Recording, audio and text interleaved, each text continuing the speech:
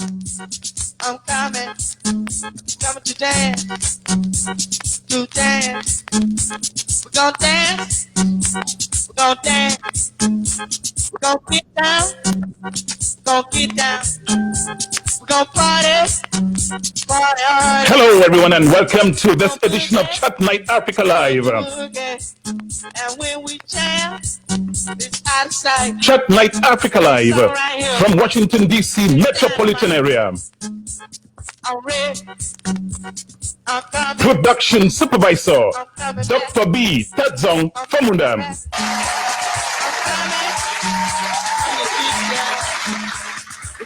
Production director Momba Lingua.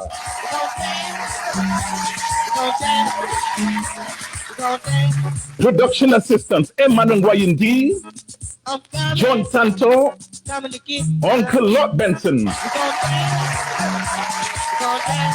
This is Chat Night Africa Live. Studio manager Beatrice Fomunin.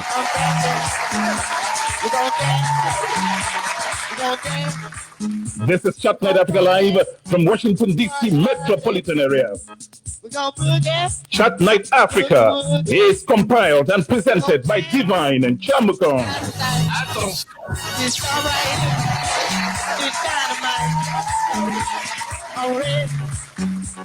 I'm coming. I'm ready to get down.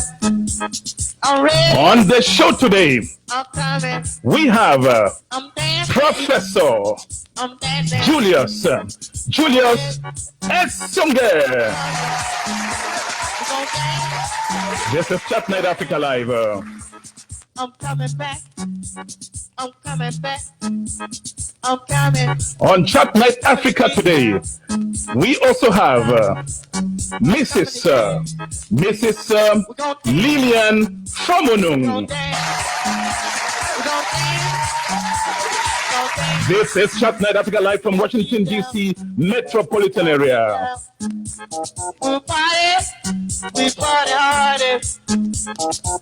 Ladies and gentlemen, on the show today, we also have this powerful lady from the Igbo lands of Nigeria, Lady Toyin Abiola.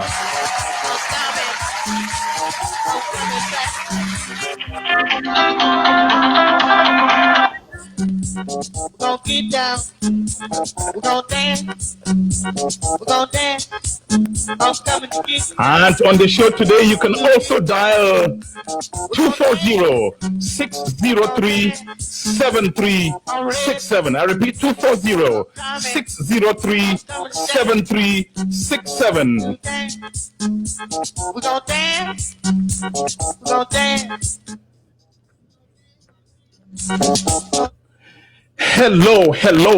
Once again, welcome to this edition of Chat Night Africa.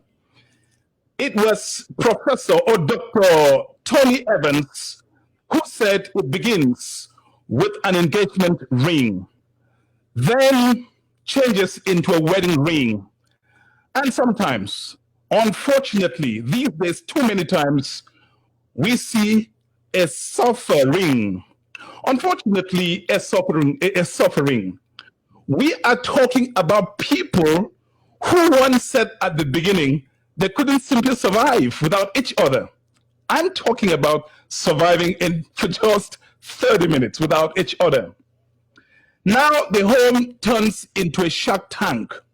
Now we imagine a dog-eat-dog fight. Imagine two lawyers arguing a case before a judge in the Supreme Court. So were the bride and groom just repeating words after the priest or pastor? When marriage falls apart, the husband blames the wife and the wife blames the husband. Today, and assuming that the husband is the problem in the home, how do husbands contribute to rebellious wives? That's the main question today. Now, that isn't to say if you have information or ideas on how wives also contribute or could contribute to rebellious husbands, you shouldn't express those ideas. Again, the number is 240-603-7367. I promise you, it's going to be a jaunty broadcast. Attention! Attention! Now, we are going to first get on the platform Professor Julius Esonge. Hello, Prof. Welcome to Chat Night Africa. Somehow, I am not getting your sound across. Say something again. Do you hear me? All right. Let me take, while we are checking your sound, let me take Mrs.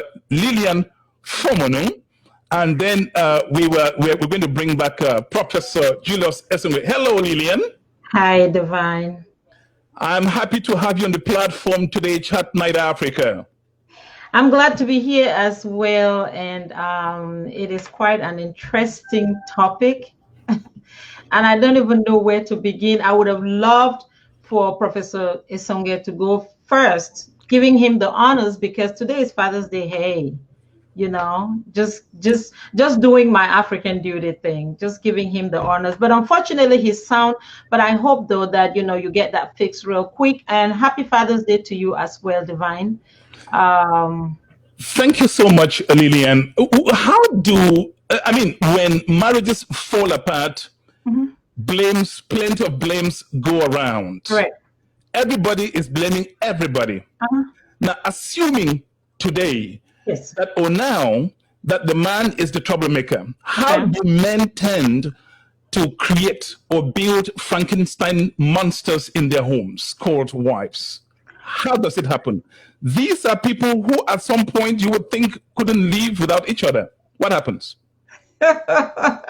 Oh, like they say, after the ring, the honeymoon goes away, But I don't think so. I think the premise even off of which we are coming up and calling these individuals rebellious. Rebellion is kind of a characteristic that is given to teenagers or young people, teenagers, mostly teenagers. That's a character trait of some teenagers. But so hopefully, if you married people, it's not a kid's game. So that's number one. About blames, flying all over. I think these are two individuals who, first of all, agreed to have this union, and knowing exactly what they were getting into.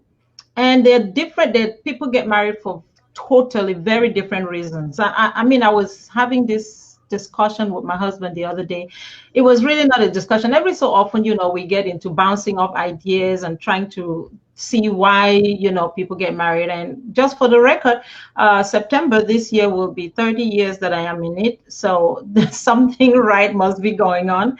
But I would want to say these are two individuals. First of all, each person has to be committed individually for themselves before you look for commitment from the other person.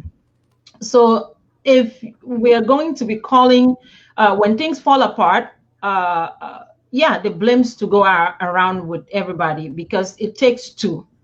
It's never just the fault of one person. Both persons are responsible. Now, the degree of responsibility may differ, and some other person might say, one partner might say, well, I'm only responsible for maybe 50% or 20% of what happened. It's 80% of this person's fault. But I'm always of the opinion that if you sit down and actually take a reassessment of why or what happened to the both of you, if you take an assessment of that and reassess the reasons for which you got into that union, number one, you will find out that there are things in there, or things happen, or there's certain things that you did not take into consideration, or you did not consider it very seriously before you got into the union. Now, is it just something that you can walk off of each time, anytime that you want? I don't know, and I don't think so. I am truly a believer in the institution of marriage. I believe in it. Some people don't, and that's fine. You respect their choices. But if it's something that you believe in, I believe that you put in the work, We all grow up. We started off as youngsters, and as you grow into this union, it becomes part of your life. So you work towards making it better, or making it, be what you wanted it to be. Now, is it going to be challenging? Absolutely. Are there challenges? Just like anything in life, I don't think it's a bed of roses. No. But you walk into it knowing that this is going to be challenging, and I am ready to put in my time. So that's my take on it. So what? Lillian, you have been in this for 30 years, soon it will be Yeah, 30 years. yeah. You yourself said it, that you must be doing something right. How has your husband done it, handled the home to not make you a rebellious wife? By shutting up and saying yes, thank you, ma'am, all the time. I'm just kidding. No, I'm just kidding. But I think it's just because an absolute. I think because one thing that I think is working for my favor, or worked for my favor, in my favor. I think is simply the fact that he is an absolutely confident person in himself. So yes, I could be my Queen Sheba, and he was his King Solomon. So he's an absolutely confident person in himself. So who is not threatened by me or my own success or whatever. He's not threatened by me. So I think that that's one thing that absolutely worked in my favor, because in it all, I did not lose my identity. I have not lost my identity. People who know me for who I am, I want to say that I am still the same individual. So I've not lost my identity. Sometimes what is wrong is that people get in a union and then they disappear. And then when they disappear, then there is that fight at some point to try to say, this was me. And how come, I'm still not that person, and try to fight back to become who they are. They disappear. Their own personality disappears in the personality in that union. And I think that's just where the problem starts. But if you These stay, are the opening remarks yes. by Mrs. Lillian Fomonung.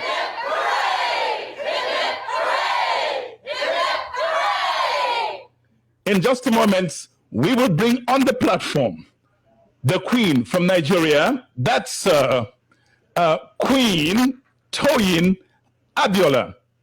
Now, I'm going to take the opposite to the question. What happens? What happens? What do wives do that could turn their husbands into rebellious partners? Mrs. Toyin Abiola. Good evening, Mr. Divine, and thank you so much for having me. God bless you. God bless you so much. Thank you, Mrs. I think Fomuno. It's so good to have you, and our professor. God bless you. I'm really humbled to be here, and happy Father's Day to you, Mr. Divine, and all our fathers out there. God bless you. Now, to answer the question, there are several reasons, and there are several reasons to a man contributing to why his wife is rebellious, or a woman being rebellious. The first thing is that I want to talk about concerning a woman showing that rebellious attitude is the fact that that person has always been rebellious way before marriage. It's a character trait. It's something that maybe the man never noticed in the first place. So that is just who she is. That is just who she has always been. And if a man does not understand that, or if a woman does not understand that, depending on whoever it is that has that negative attitude, they will not know, because a lot of people, especially in Africa, for example, really want to get married. So they hide who they are. You understand? They pretend to be somebody that they are not, so as to get hitched. Now, once they get hitched and they believe that they've gotten what they want, all of a sudden their behaviors start to show. So there are several things that you did not see way before the marriage. Now you're now seeing it in the marriage. And just like I share with my platform and my people, is that marriage is a light that exposes us. It exposes who you are to your partner. It exposes who your partner is to you. So there is no darkness in marriage. So sometimes what you are seeing is what has always been inside of that person that is now manifesting for you to see. So a lot of people have, made several mistakes in choosing partners. They have chosen the wrong partners to begin with. You understand? From the beginning. And so that has really contributed to the marital woes that a lot of us are seeing right now. This is Chat Night Africa, and today we have in the studio Professor Julius Esunge. He will be coming on in a moment. We also have Mrs. Lillian Fomunung, and right now on the camera is Mrs. Toyin Abiola.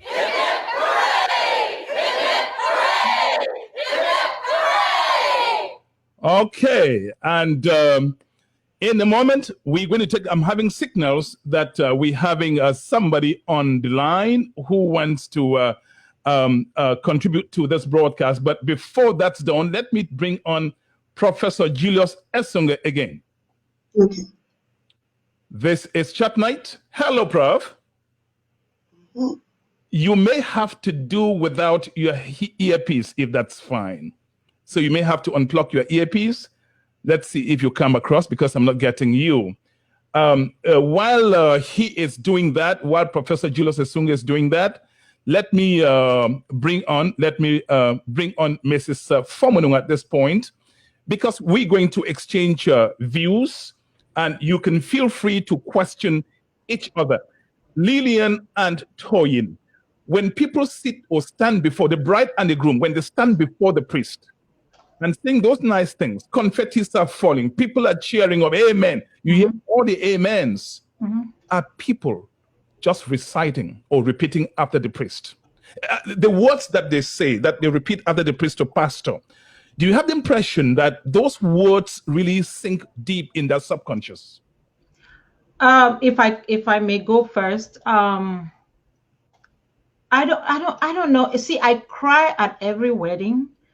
Not really just because I'm emotional, but because I think of the seriousness of the words that the couple are reciting. I think of the seriousness of the words. If you take a minute to think about the words that are written, I'm Catholic, so our Catholic, when you repeat those vows, for better or for worse, in sickness and in health, when you think about those words, they are so serious that I don't blame somebody if in the middle of that, in the middle of reciting those vows, they just go and say, you know what, this is way too serious. I don't think I want to go through this. But the truth of the matter is, it has just become so automated that we just recite it without really reflecting on what we are saying. And then they just recite it and then be done with it, and the food and the party. And then they go and sit down, and then now the marriage begins. And then they start thinking, what did I just say over there? Did I even think about the words that I just said? Every time at a wedding, I always cry because I think about those words. And people say, oh, you're just emotional. No, if you stop to think about those words, and if people would read it even before they even go and make that commitment, I don't know. This is Chat Night Africa. In a moment, somebody on the line, I'd like you to listen to what this lady is going to say. It's going to shock everybody. Let's see, the phone is ringing. Let me see if I can take her right now. This is Chat Night Africa. In a moment, we will be connecting with her wherever she is in Maryland. Madam, just hold the line. I think you should be on now. Hello, this is Chat Night Africa. Welcome to the show. Hey, how are you? Me Divine. Pretty good. Now, tell us your story. And I've said that your story is going to be quite shocking for many people. And I'd like the guests to listen to you. Well, what I tell people is that, especially in the case of what has just happened recently with the couple, you know, and the suicide thing, I keep telling women that it is not, when you decide to move out of a relationship, whether it's an abusive relationship or the relationship has gone out of, you just don't feel it anymore, it's okay. But when you are leaving, don't make it punitive. We are living in a society where we have adopted a lot of things, including the way we go through divorce and things like that. And I keep telling people that at the end of the day, you don't want to hurt your children to the point where, because you're trying to get back at your husband, get everything that you want to get from him. So I tell people you have to be decent in the way you walk out, because everyone is a human being. And anybody who has children, just by default, know exactly what they have to do to take care of their children. You don't have to go through child support, through all of the things that are placed in the system to, to punish the man. And I'm speaking as a woman. And that is the way I see it, because the system is meant to punish men. And even though I'm not condoning irresponsible men who don't want to take care of their children, but the system is set up that way. And if you look at statistics, even here in America, you will realize that the people who take advantage of this very, very, this system are African Americans or people of color. I have seen so many people. I've gone to a court before where I just had a ticket and I'm sitting there. Over 7 people are there for, like young black men or middle-aged men for child support. And they are all all of them are black. You don't see white people. And the reason is because they always know how to negotiate those things. And in my case, like I was saying, even when a lawyer started asking me, aren't you going to file for child support? I said, no. Aren't you going to ask for this? I said, no. And she said, are you out of your mind? No, I'm not out of my mind. I don't have any problem with this person taking care of their child, so I don't need the system to force him to do that. I would rather negotiate with him, because everybody has, ups and downs, good and bad times. And sometimes you might be fine when you put somebody's name in the system for child support. Anytime they miss that payment, they can end up in jail. And then if your goal is to get money from that person, and that person ends up in jail because they miss a payment, 1, 2, 3 payments, and then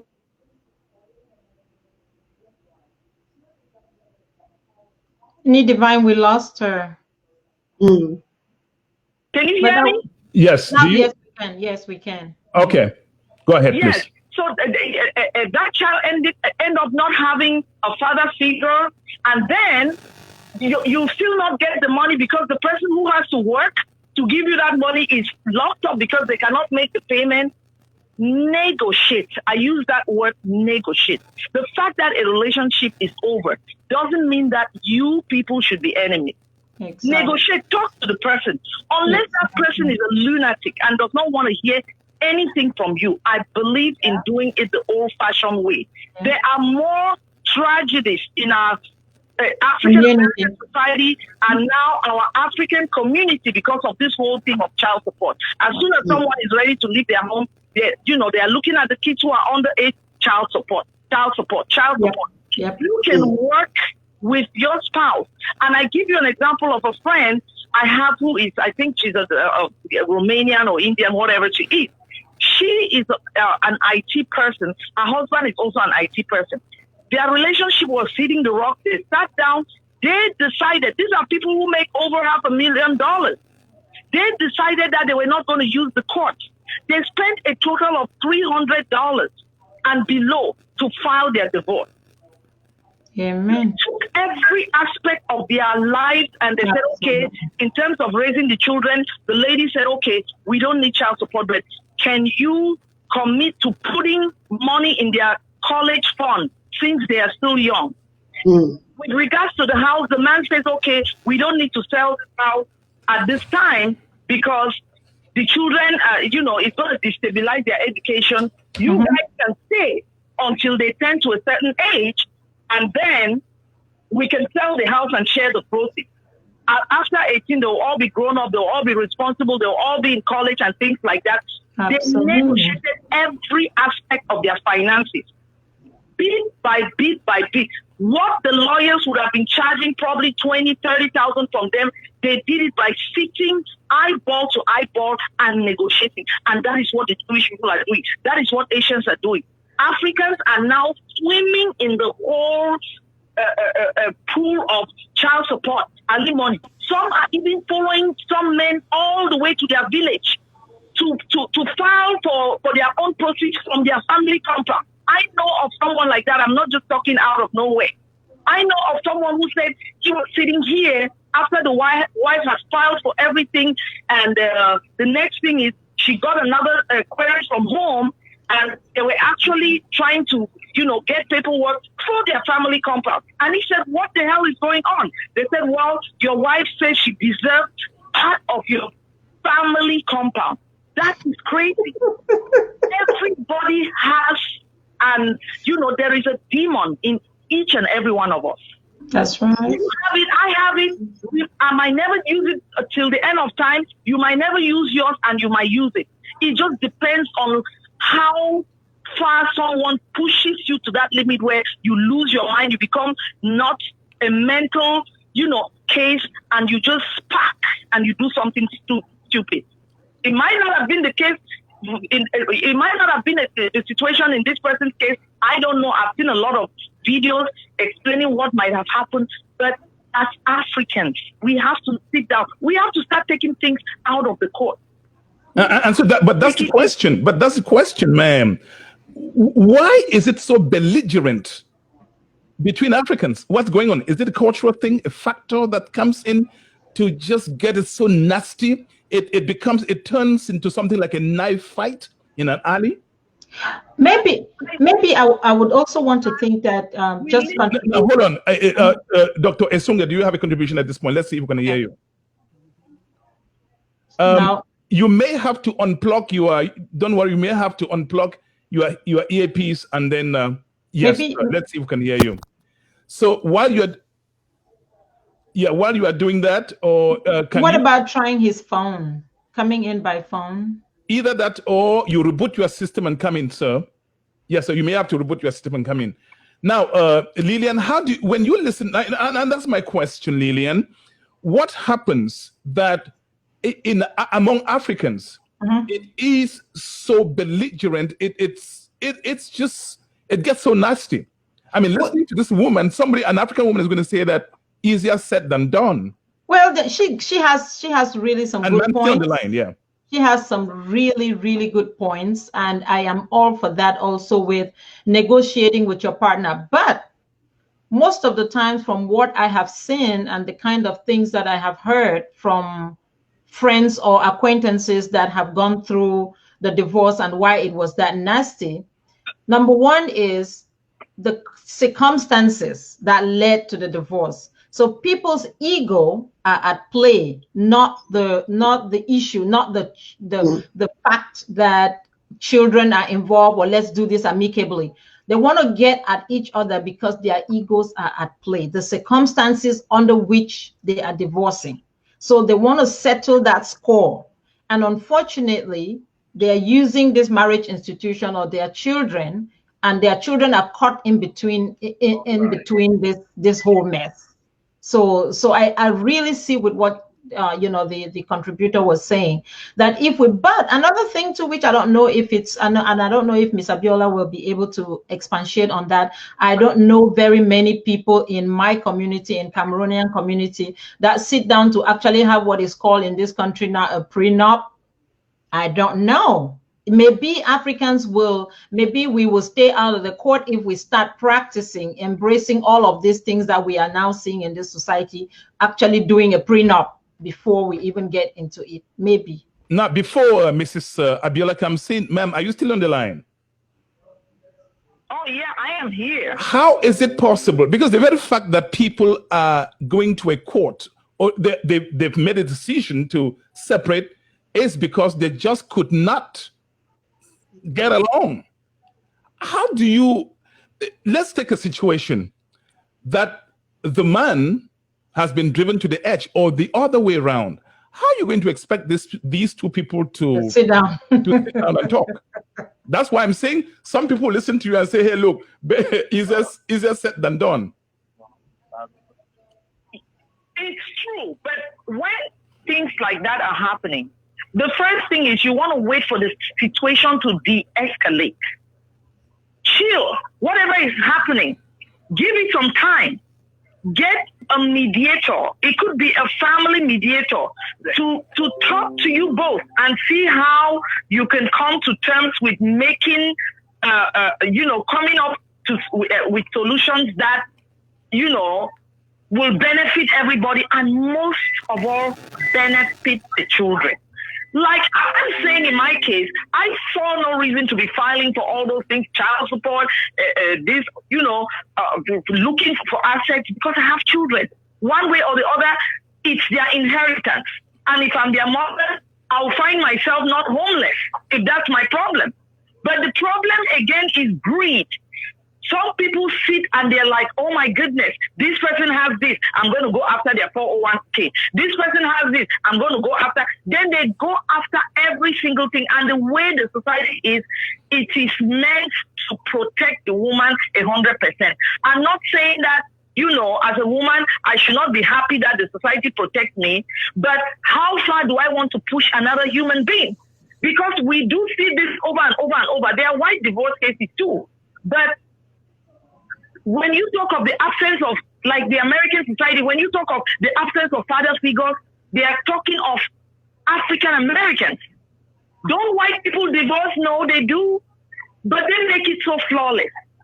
They walk out, they still have their children, they're still able to communicate with their spouses, except in very excruciating situations where, they don't want to see eyeball to eyeball, but they do make it easier than we. And if you think I'm wrong, go online and do the research. You will see the number from the statistics. You will see that divorce cases in the Black communities are higher. Single parenthood in Black communities are higher. There is a constant absence of father figures because when parents have problems, the children become victims. Nobody is thinking about how do I protect this child? I'm going to have, ma'am, I'm going to have Mrs. Toyin Abiola ask you a question. Toyin, do you have a question for the caller on the line? I actually don't have a question, but I have some things to say to what she has said. Yes, ma'am, stay on the line. Yes, go ahead. Yes, Toyin, go ahead. Okay, I understand what my sister is saying, and she's very, very, very correct, very, very right. But we have to understand that it has to be taken care of on a situation by situation basis. What is going to work for one marriage is not going to work for another marriage. What is going to work for one culture is not going to work for another culture. Now we have to understand that we are from a culture, the African culture as a whole, is a culture where the men are very controlling. Is a culture where a whole lot of the men believe that they own their wives, especially where they pay bride price. So when they leave Africa, for example, and come to a place like Europe, they still have that mentality. And I'm sorry to use the word narcissistic mentality. So there are times that some of these women really want to negotiate, but the men ain't having it at all because they don't want that divorce to happen. They want to control everything. And their inability to control is going to bring out the beast in them, the beast in quotes, with all due respect. Do you understand? Madam, and that is where... Question. Caller on the line, are you still there? Yeah. Why shouldn't the legal system hold a man responsible for the children he helped bring to the world? What's wrong with child support? You don't seem to be so warm about it. Unfortunately, you can talk from now till tomorrow. I'm not a fan of child support. Why not? I mean, I don't advocate for it because I believe that it always has a negative tone to any situation. Because if this man has been taken, for example, again, it depends on how the people were living before. But I would think that in any situation, in a home, for example, everybody has their own responsibility as a woman, as a man, to do things. So when you are going through a divorce and you're asking for child support, and maybe you're capable of, maybe even when you were in the house, maybe the man was paying for the mortgage, paying for car insurance, paying for other things, and he will still keep paying it even after the divorce. Now you have a job that you're able to take care of some things. Why don't you sit and negotiate other terms? Like I just gave you this example of the Romanian woman who actually said put money towards the children's educational fund. so that by the time they are 18 and they are going to college, we don't have to worry about college tuition. That's a better way. And again, we have to keep educating ourselves. The number of tragedies that we are seeing in our community now calls for constant education. Even before things hit the rock, how can we make it? What are our white counterparts doing in terms of this that we are not doing? Because sometimes when you put that child support tag, trust me, some men start having resentment even towards their own kids. Because they showed it to them. I've had a situation where a kid even sits and they look at their father and they say, "You are my mom." A mommy said, "You should not pay child support for this, for this month," and yet the child needs something else. The child goes to daddy. So let the relationship fall apart, but find every single way, unless your life is threatened and you don't see any way of mediating. Make an effort to be friends, to have a relationship, a cordial relationship with the person, so that the kid can still have their father figure and they can still have their mother figure. Now, so that nobody sits and say, I'm a single parent when the person has a father. Wow, I mean, you have revolutionary ideas. I must tell you this. Do you know that you sound strange? I do. Because some women take that thing as pride. I'm a single parent. But before you claim that you're a single parent, let it be in black and white that the man has absolutely abandoned his own child or children and say, you know what? I don't give an F about this child or these children, and I don't want to have anything to do with them. If there is any way that the person would like to have a relationship with that child, don't be an impediment. Don't step in the way so that you can claim single parenthood. It's okay for somebody. There are so many single parents that are single parents. Maybe they lost their husbands and they had to raise their child, or something happened. The man was incapacitated and things like that. But if there is an opportunity and that person is alive, there are some men that are so bitter because of a divorce, because of things that, and always learn to keep the children out of your fights. Let your fight be your fight. Don't start a fight with A and then you take it to B and rally them against whether it's you, the man, doing it, or you, the woman, doing it. Don't rally your children against their parents. Let their parents have an opportunity to have a say in their life. Let me see if at this point I can hear the voice of the math machine. Professor Julius Osunge is a professor, a lecturer in mathematics in one of the universities around. Hello, Prof. Well, good evening. I'm so sorry. That works. At last hear me. Yes, sir. We can hear you. So we almost had to go around the world to be able to connect, but thank you so much. And the little I've been able to follow from the ladies, phenomenal. I think that the technical issues were in part by design, so they can really... So we can vent. And many people recall it. Now, I mean, from the little Professor Julius Osunge that you've heard, how do you react to... this woman is strange anyways. Does she sound strange to you? So I actually did not hear the woman you're talking about. Okay. That's okay. I'm glad that you are on the show now. Ma'am, did you have a last word? Because I'm having indications. My studio director is indicating that there are lots of people on the line wanting to call and talk on the show. It's a human interest story. And so you can also understand why the floodgate of course, in queue. So, Madam, did you have a last word before we let you go? Well, all I can say is when you are going through a divorce, especially as an African in this, in this land where we've decided to settle, look for other means. Take all the things that you want to negotiate. Take everything, because you can still have everything notarized in terms of agreement.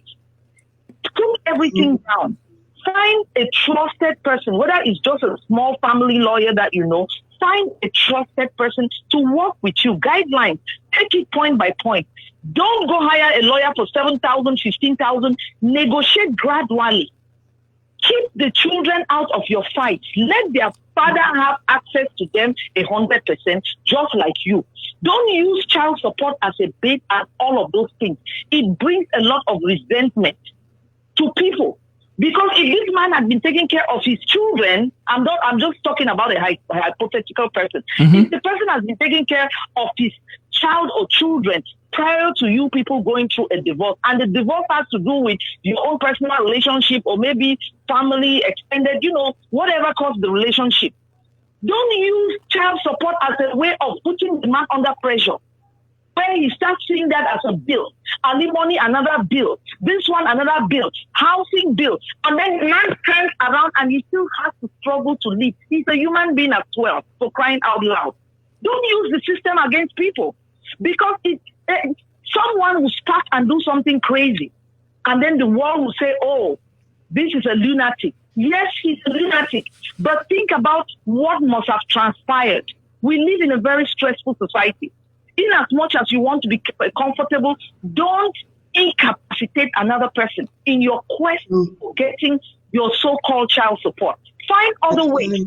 Look at the way, like I described about this woman going through, put money in the college fund. Sometimes when you don't ask, you might get more. You know what? Because that's what happens to me.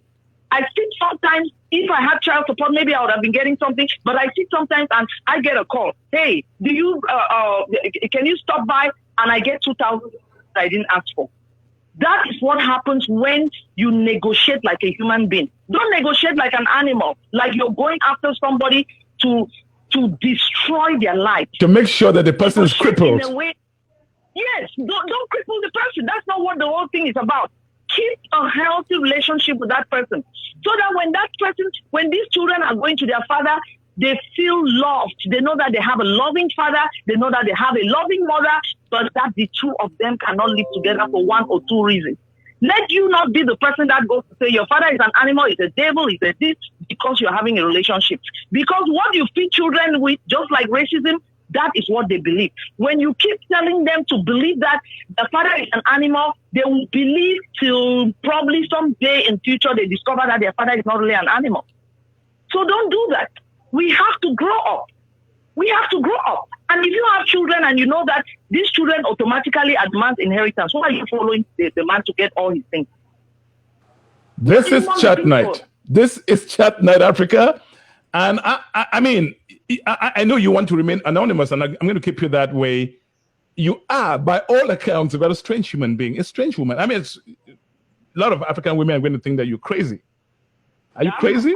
Did you drink this? Did you drink before coming on the show? I'm just saying it, and anybody who talks to me, I do the same thing, because I just.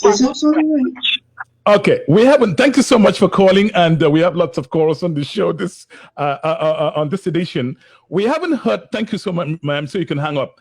We haven't heard from Professor Julius Esonge. Prof, when you hear this, this woman doesn't come across to me like a normal human being. She's just too conciliatory. What do you think makes her that? Well, so again, with due appreciation to our sisters who had gone ahead, and thank you so much for holding the base. Congratulations. And happy Father's Day to Nee Divine and all the fathers who are listening to us tonight. So my earlier, contribution that I would have made much earlier is hinged on the fact that the things we're talking about are a function of foundations. Foundations are crucial. Foundations are critical. And yes, the caller a few moments ago may sound a little strange and unusual for our context and community, but I think she has certain things right. She has a firm foundation on which she's standing. She has a good understanding of what life is about, namely, the life is based on relationship. It's not on how much we hurt others or how much we destroy or how much we seek revenge by our own power or through whatever methods. And every time an individual operates from the premise of principle and foundations, they are very likely to be going against the current of a community, a system, a context in which people generally do not care for foundations. And I say that in a guarded manner because it's important to understand that at the heart of every true marriage, there must be some foundational keys, some foundational things. Now, of course, one of the realities we face, especially in the diaspora, is this idea that some of our folks, because they're in the diaspora, they're automatically marriage material. Well, that's a mistake many of our sisters make. You know, the gentleman flies in a jet and drops off the airport, picks you up, you pick them up, and they're sounding really big. They're talking all these big words. But as it turns out, that's not exactly what makes the person. So it's important. It behooves us, be it men, be it women, to do our due diligence to check out who this person is, to get to know their character before making any commitment whatsoever. And of course, once a commitment is made, we need to live out the realities of that commitment. But sometimes desperation and the hunger, desire for a quick fix and for a quick sense of identity and recognition within the community pushes people, to harvest unripe fruit, whether it's a gentleman, whether it's a lady. And eventually you take it home. You and I grew up in a context where you go out there, you get your mangoes. And if it's ripe, you're able to enjoy it. It's juicy, especially sun-ripe mangoes. But if you get one which is unripe, it becomes a situation you have to deal with. And at this point, because of the human nature, the temptation then is to blame the unripe mango. And the unripe mango here may be the lady or it may be the gentleman. But the idea put forth by our dear sister, the anonymous caller, is very much on point. Here's somebody who understands exactly how life operates. We have a common interest here, namely, we have children, and we need to walk our way. And I'll pull this a few steps backwards, and I will say, there's nobody who holds the wheel in any nation who has not gone through some kind of driver license training. Well, today it's possible to just get down the street, see somebody you like, go to court, and get papers that you're married. We are doing ourselves a disservice. We're doing ourselves a disservice, and no doubt the rate at which people are breaking up and the pain that's associated is so high. I commend our dear sister for 30 years of marriage. She is certainly doing a lot of things right. I agree with you. But this isn't the story for many others. By the way, I'm there's just a story old of and the cranky. gentleman. We should call him Smith, right? You may have heard me tell this story. Smith was asked, Smith was with his buddies, and his buddies were saying how long each of them had been married. And one person said he had been married 15 years, another said, oh, I've been married 8 years. And Smith said, oh, I've been married 25 years. And his friends were enthused. They said, well, come on, Smith, 25 years, brother, this is great. He said, oh, yeah.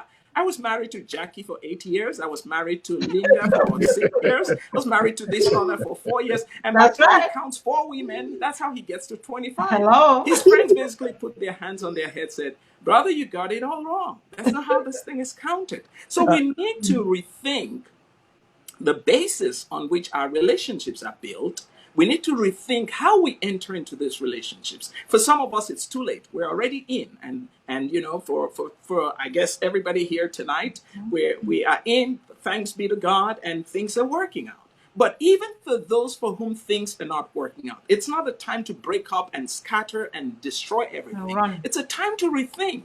Why are we here? Why did we get here in the first place? And walk back in terms of those ideals that brought us together and build from that. This is Chat Night Africa. I have another caller, and after the caller, I'd like Toyin Abiola or any of you guys on the platform to react to what she's going to say. Hello, ma'am. Welcome to Chat Night Africa. Hello. Thank you for having me. Yes, ma'am. What's your contribution on the edition today? Well, I listened to your caller from Maryland, and it was just baffling, the tone and the direction in which she's blaming women. Yes. What did she say that didn't sit right with you? Well, I think she started off a comment by saying she wants to talk to women and they shouldn't be punitive. I think the whole assumption that during a divorce, it's the woman who engages in punitive behavior is whole fault. She also assumes that the negotiation process is always welcomed by the man, and that without this, it's always the woman's fault. And I find it highly problematic because these are some of the comments that contribute to blaming women within our society for the things that go wrong in the marriage.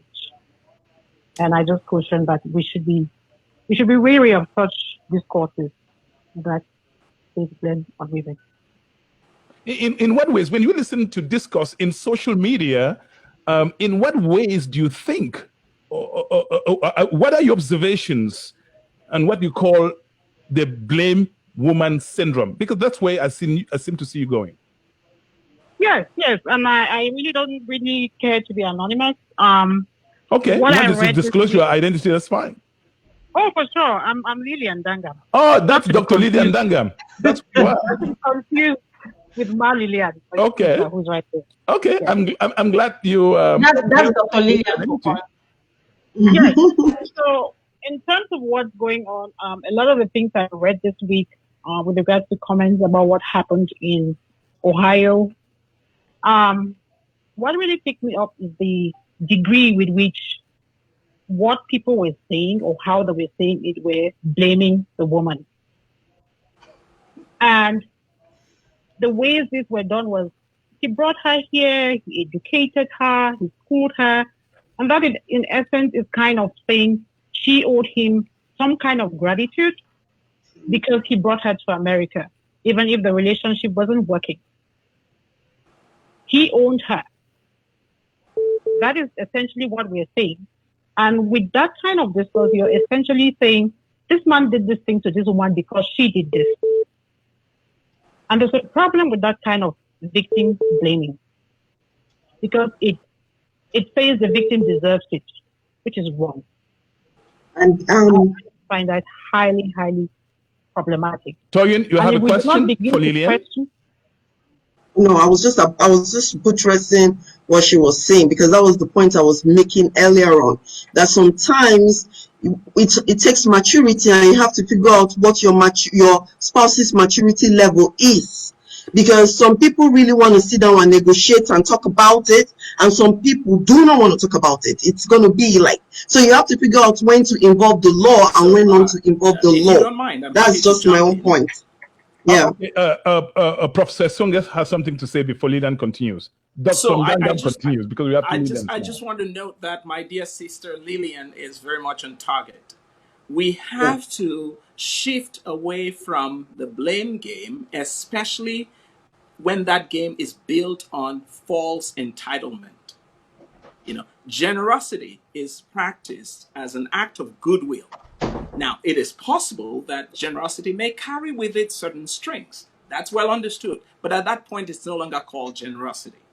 And with all due respect to gentlemen who feel a sense of entitlement, who feel like, well, here is what I did, here is what I deserve, it's important to realize that, and as you noted at the beginning of the discussion tonight, there are certain factors, there are certain behaviors that will produce reactions that we may not anticipate, that we may not fully appreciate. We may not be prepared for them. Now, certainly nobody would advocate for that. But the assumption that I brought X to, Z location and made, a number of investments, going by that assumption to then conclude that I have the liberty to do exactly as I wish, and X has no prerogative for free will, is certainly one of the issues that I mentioned earlier about foundations. Because when you operate on such a mindset and you arrogate to yourself an authority beyond that which any human being can take for themselves, you push your partner to the wall. And of course, when human beings are pushed to the wall, some of the behavior is bestial at best. So we Let really have me to ask you strike a something. balance. Well, no. Let me Let me Dr. before, Ndazi is still on the before I line. even forget, before I forget what I have to say. Okay, Lillian, Lillian has something to say before you Yes, come I here. have something for Dr. Esenge and Esunge and Dr. Fokwang. Quick question. Now, I agreed about charity and everything. That's why I said there has to be, I think we, the Africans, now have to, since we're embracing a lot in this culture, we have to start doing prenups.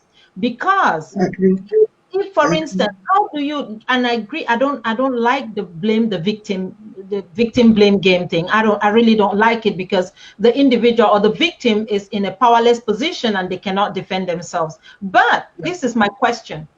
If you are sitting there, you're a woman or a man, and supposedly this sponsor or benevolent or benefactor comes along and says to you, I would love to put you through school, or I would love that you go through school and blah, blah, blah. And you had your own motives. Why would you want to take up on that offer, knowing fully well that you're not going to keep to the terms of the contract? Why would you want to do that?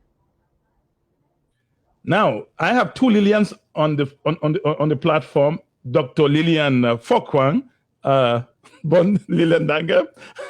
Excuse me. I hope Dr. Fokwang doesn't hold me to task for not addressing his wife accordingly. My apologies. Yeah, Dr. Lillian Fokwang, what's wrong? Why do you find something wrong for a man to feel or to demand gratitude after having helped a wife succeed in life? What Oh, that's a terrible word. Gratitude, that's a terrible word. I'm going to mirror all the opinions out there. No, that's a terrible word. Don't call that word gratitude. My God, no. No. Yeah, I agree with the premise of that question. Yeah, okay. Respond to it, Dr. Dr. Fokwang. So I disagree with the premise of that question. A marriage is a partnership. Right. If we're going to be taking one side and saying, you owe me gratitude because I did this, what else does, what gratitude does a man owe to the woman that I gave birth to? That's right. It's But a partnership. They're both parents. That's my question. It's a partnership, and because you brought somebody to America, you married this person. Did you want them to stay home? And you have a long distance relationship. How are you going to make the marriage work from a distance? So why should bringing that person here be an issue that has a lifetime of obligation and gratitude? Or as someone said to me this week, gratitude slavery. No, it shouldn't be. And if the marriage doesn't work, it doesn't work. You move on. It shouldn't be cause for anything, intimate partner violence like what we just witnessed. Obviously, nobody condones violence. But the question, I'm going to put two ladies on the platform now, listening to you, are Lillian, Mrs. Fomunung, and Mrs. Toyin Abiola. If your husband, let's say, got you to the United States, and again, my questions are going to reflect all the varying ideas, views out there. If your husband brought you to the United States, sent you to school because he felt that he should help a wife succeed, bought a car because he felt that he couldn't be driving a nice car, and the wife is catching a bus. Why don't you think one good turn deserves another? So what does the man want? What does he want? I want to have you.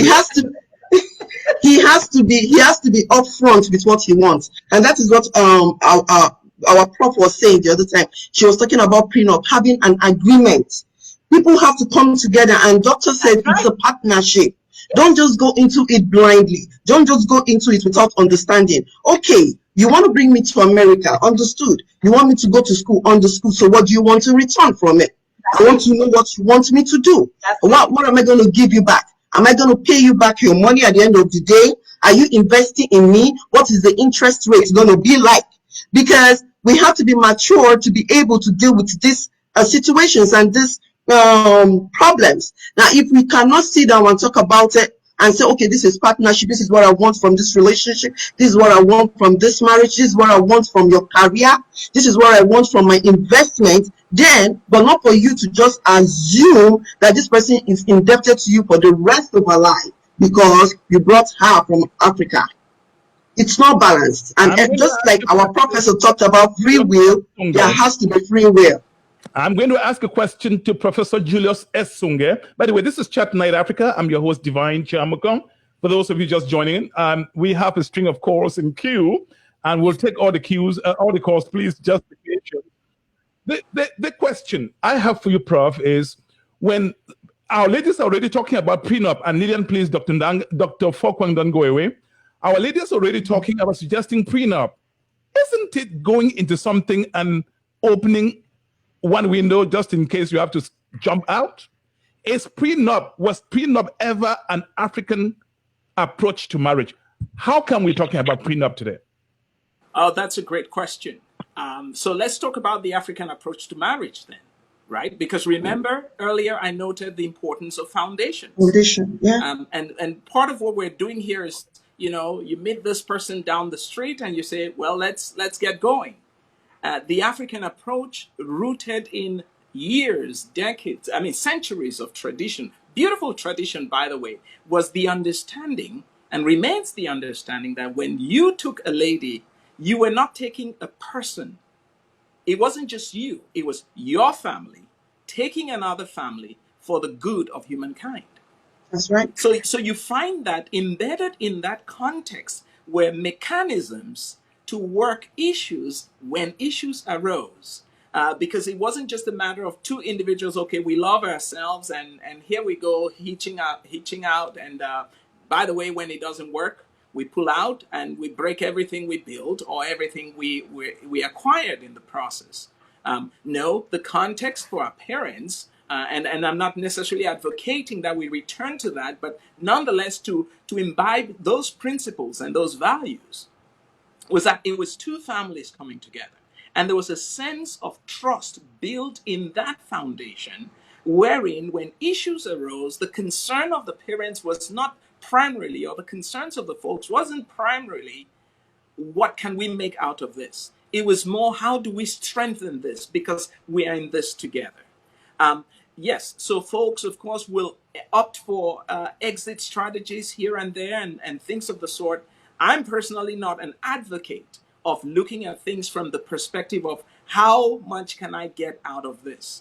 Because if once people start thinking in terms of how much can I get out of this, then you run into the kind of situation in which we are, where the other party thinks, how much did I put into this? And what do you owe me for what I put into this? So we need to shift back to think we're in this together for a common good. And that common good is our mutual satisfaction, a sense of building a community where children arise, fantastic. And so when things don't work out, we look back that we were here for our common good, where it looks like our common good is no longer feasible. And in that case, we got some products. Why don't we focus on the products without necessarily tearing ourselves apart? So that's the view I would take on this. Dr. Fokwang, do you have a last word or a question before I take another caller? My last word would be, really, we should be cautious in the ways in which we discuss these issues of domestic abuse, intimate partner violence, and how comments and language use can easily throw the blame on women. And when we do that, it's also a way of excusing the woman while condoning the man's behavior. I just want us to be watchful of that. Even things going back and saying people are taking advantage of the American system. What is that? What does that really mean? That people should not seek justice within the criminal justice system? If a marriage is going wrong and you can go through the court and seek a fair process, you shouldn't use it because, what the committee will say, you use the American justice system. What is that really? I find that problematic. We all come from a place where we haven't had a fair, just judicial system, and suddenly we have one, and people are complaining because it doesn't favor men, it favors women. We should be really, really cautious in the ways in which we talk about these things. And when women seek recourse within the court. It shouldn't be condemned because that was something that they did or it's a last resort. No. It is a fair thing and people go there and they get justice. Another thing is we should not be, another thing I heard a lot about during this week was, oh, she became a nurse and she's making a lot of money and suddenly she leaves the marriage. I have had a lot of what I say, blaming of nurses this week. People have sent me videos to say, oh, African women, they come here, they start making $80,000 and it goes into their head and they suddenly want to be the man in the house. Please, enough of the blaming of women. I am not a nurse, but I will defend every nurse out here in America who works hard for their money. And that should not be used to blame women when a relationship goes wrong. No. Thank you so much, Dr. Forquang, and give my regards to your husband, Professor Jude Forquang. Thanks for having me. Thank you, ma'am. Toyin, I am going to direct this question to you, and then we take the next caller. I watched this Nigerian. He's very much in social media, and he said, in the United States, all it takes for an African woman to get unruly is $50,000 as annual income. Is this man really all wrong? Isn't he speaking to some group, a niche that has suffered in the hands of women? That's not true. I don't believe that's true. There are so many reasons that can make a woman unruly or become unruly. So whatever statement he made, he's making it from his own environment. There is this saying that you are limited to the horizon of your own experiences. So he cannot make that general statement. That is a general statement that is truly flawed by his own individual experience. So that is not true. I don't believe that. Professor Esunge, you are a math machine. You teach mathematics in a university here, but you are also a pastor. I have somebody on the line. Hello. Oh, Mr. Chamukong, how are you doing? Pretty good. And everyone is listening to you. You can stay anonymous or disclose your identity, whichever you want. This is Dr. B. Chazon from Undam, and I don't mind picking up. So, which way is fine. How are you doing, sir? I'm fine. Now, this broadcast is not intended to be a central committee of a political party where everybody is saying the same thing and writing motions of support. You are free to disagree with any of the panelists or the callers, and you enjoying that freedom. How are you going to express what ideas do you have? So I've been following part of the conversation. It's wonderful. It's nice to hear all the different viewpoints. And there's a lot of things that is being said, sensible things that are being said. And I'm just going to throw in a little bit to the mix. So the first thing I'm going to say is that as a preventive medicine practitioner, prevention is always better than cure. Meaning that our first goal in marriage should be to make the right choices. That way we don't have to go down this pathway. Sometimes things happen otherwise. That we can understand. But I really want people to start focusing on picking the right people. Because once you make the wrong choice, everything else is going to go wrong. When it comes to divorce and so on, I think what people should really start doing is start trying to treat other people the way they would like to be treated. Be empathetic. Let's avoid the situation of greed. And let's have compassion for their children. Let's stop thinking only about ourselves and what we want and how we want to get at the other person.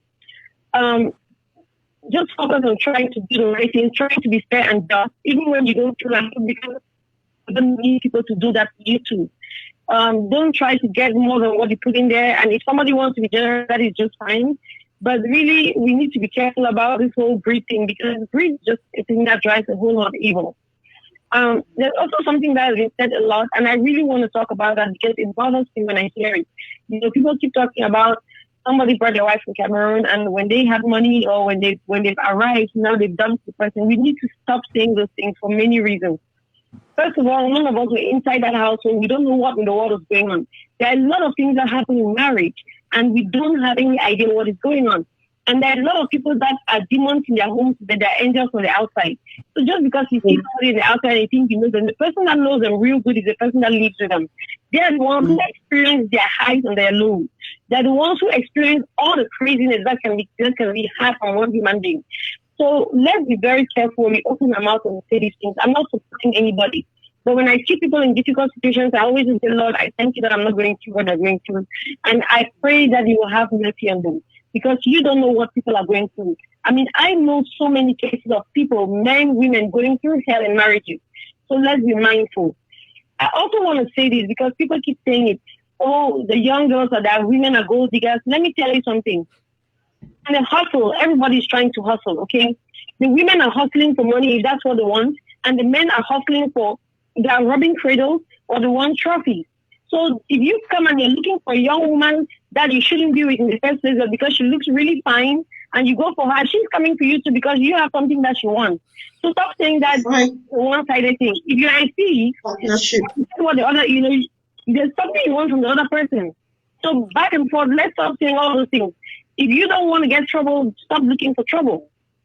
There's also something that was being said about, black and white people, Americans and non-Americans. Let's get this straight. Human beings are the same.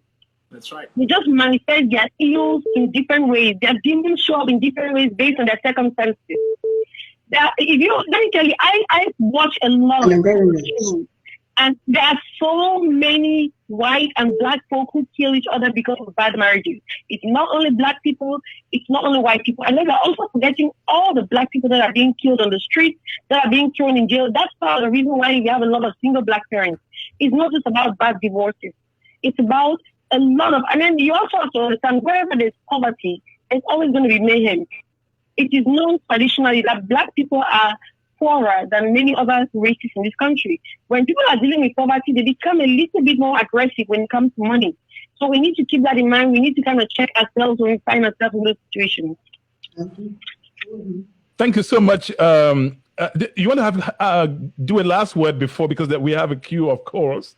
Then the panelists will react to what you've said. Any last word, Dr. B. Tadzong Famunda? Yes, sir. I just want to let you guys know that marriage is not meant to be a nightmare. We need mature people in marriages. If you're going to get married, you need to grow up. You need to develop some signs. It's going to take some hard work. It's going to take some commitment. It's going to take some humility. It's going to take some kindness. You need to throw in all those spices in there. If you don't want to do it, please don't get married. Just go and hang on the street if you want to. Don't get married if you don't want to do the work. If you don't do the work, you're going to pay the price. One of my mentors, the late Dr. Miles Monroe, said, you know what? Women are like incubators. Whatever you put in there, you're going to get multiplication of what you put in. If you give a woman money for food, she brings you a meal. If you give her a house, she gives you a home. If you give her trouble, she gives you hell in exchange. So whatever you sow in a woman, consider yourself, you're going to reap more than you put in there. And men desire respect. You should respect a man. If you know you cannot respect a man, please don't get married to him. You're going to kill each other. Thank you so much.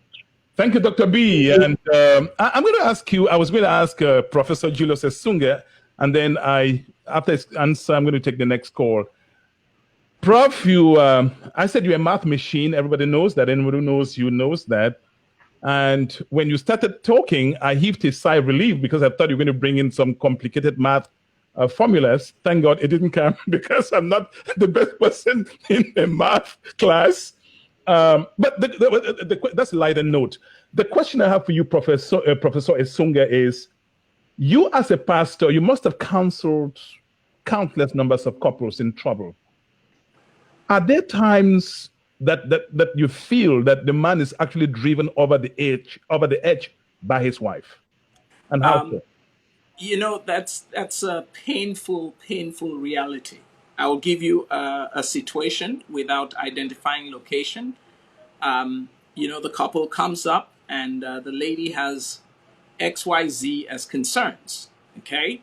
And as I mentioned, for me, the premise is always to go back to the foundation. So in working with the couple, I ask, okay, so tell me a little bit your history. The gentleman narrates how they came together, and the lady narrates how they came together. Fine. In this particular case, there are also some medical issues, so we send them off to see a physician to help with the medical concerns. And while they are dealing with the medical concerns, we identify some of the key issues that the couple is dealing with. And in the course of that, we say, okay, gentlemen, here are some things you would need to look into. Lady, here are some things you need to look into.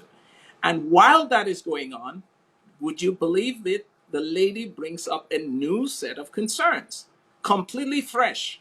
They were not there when we started the conversation. So at that point, I say, well, tell me, are you really interested in moving forward or not? And, she starts telling me, oh, well, it's better to be single than to be in trouble. I said, understood. The premise of our conversation was to try to reconcile. But if you're not interested in reconciliation, you need to be upfront with that. I mean, there are cases like these that come up, but the hope always is that as much as possible, you can bring a certain level of reasoning among the individuals, among the players, such that you can, accomplish something of that will keep the people together. Unfortunately, because as Dr. Tadzon Fomunda mentioned, greed is such a challenge for all of us. And sometimes, certain folks just feel I'm at a point where I do not need this individual. And unfortunately, when that comes up, it becomes an uphill task to seek any kind of reconciliation.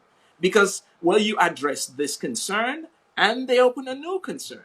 And you address that concern and they open another concern. And unfortunately, in the number of cases where things like this have happened, I hate to note, it's been ladies bringing in a new set of concern and another concern and another concern and another concern. Now, that's not always the case, but I will say from my experience dealing with people, 75% of the time that's what happens. And at that moment, what I find is there are foundational issues in that particular person's life.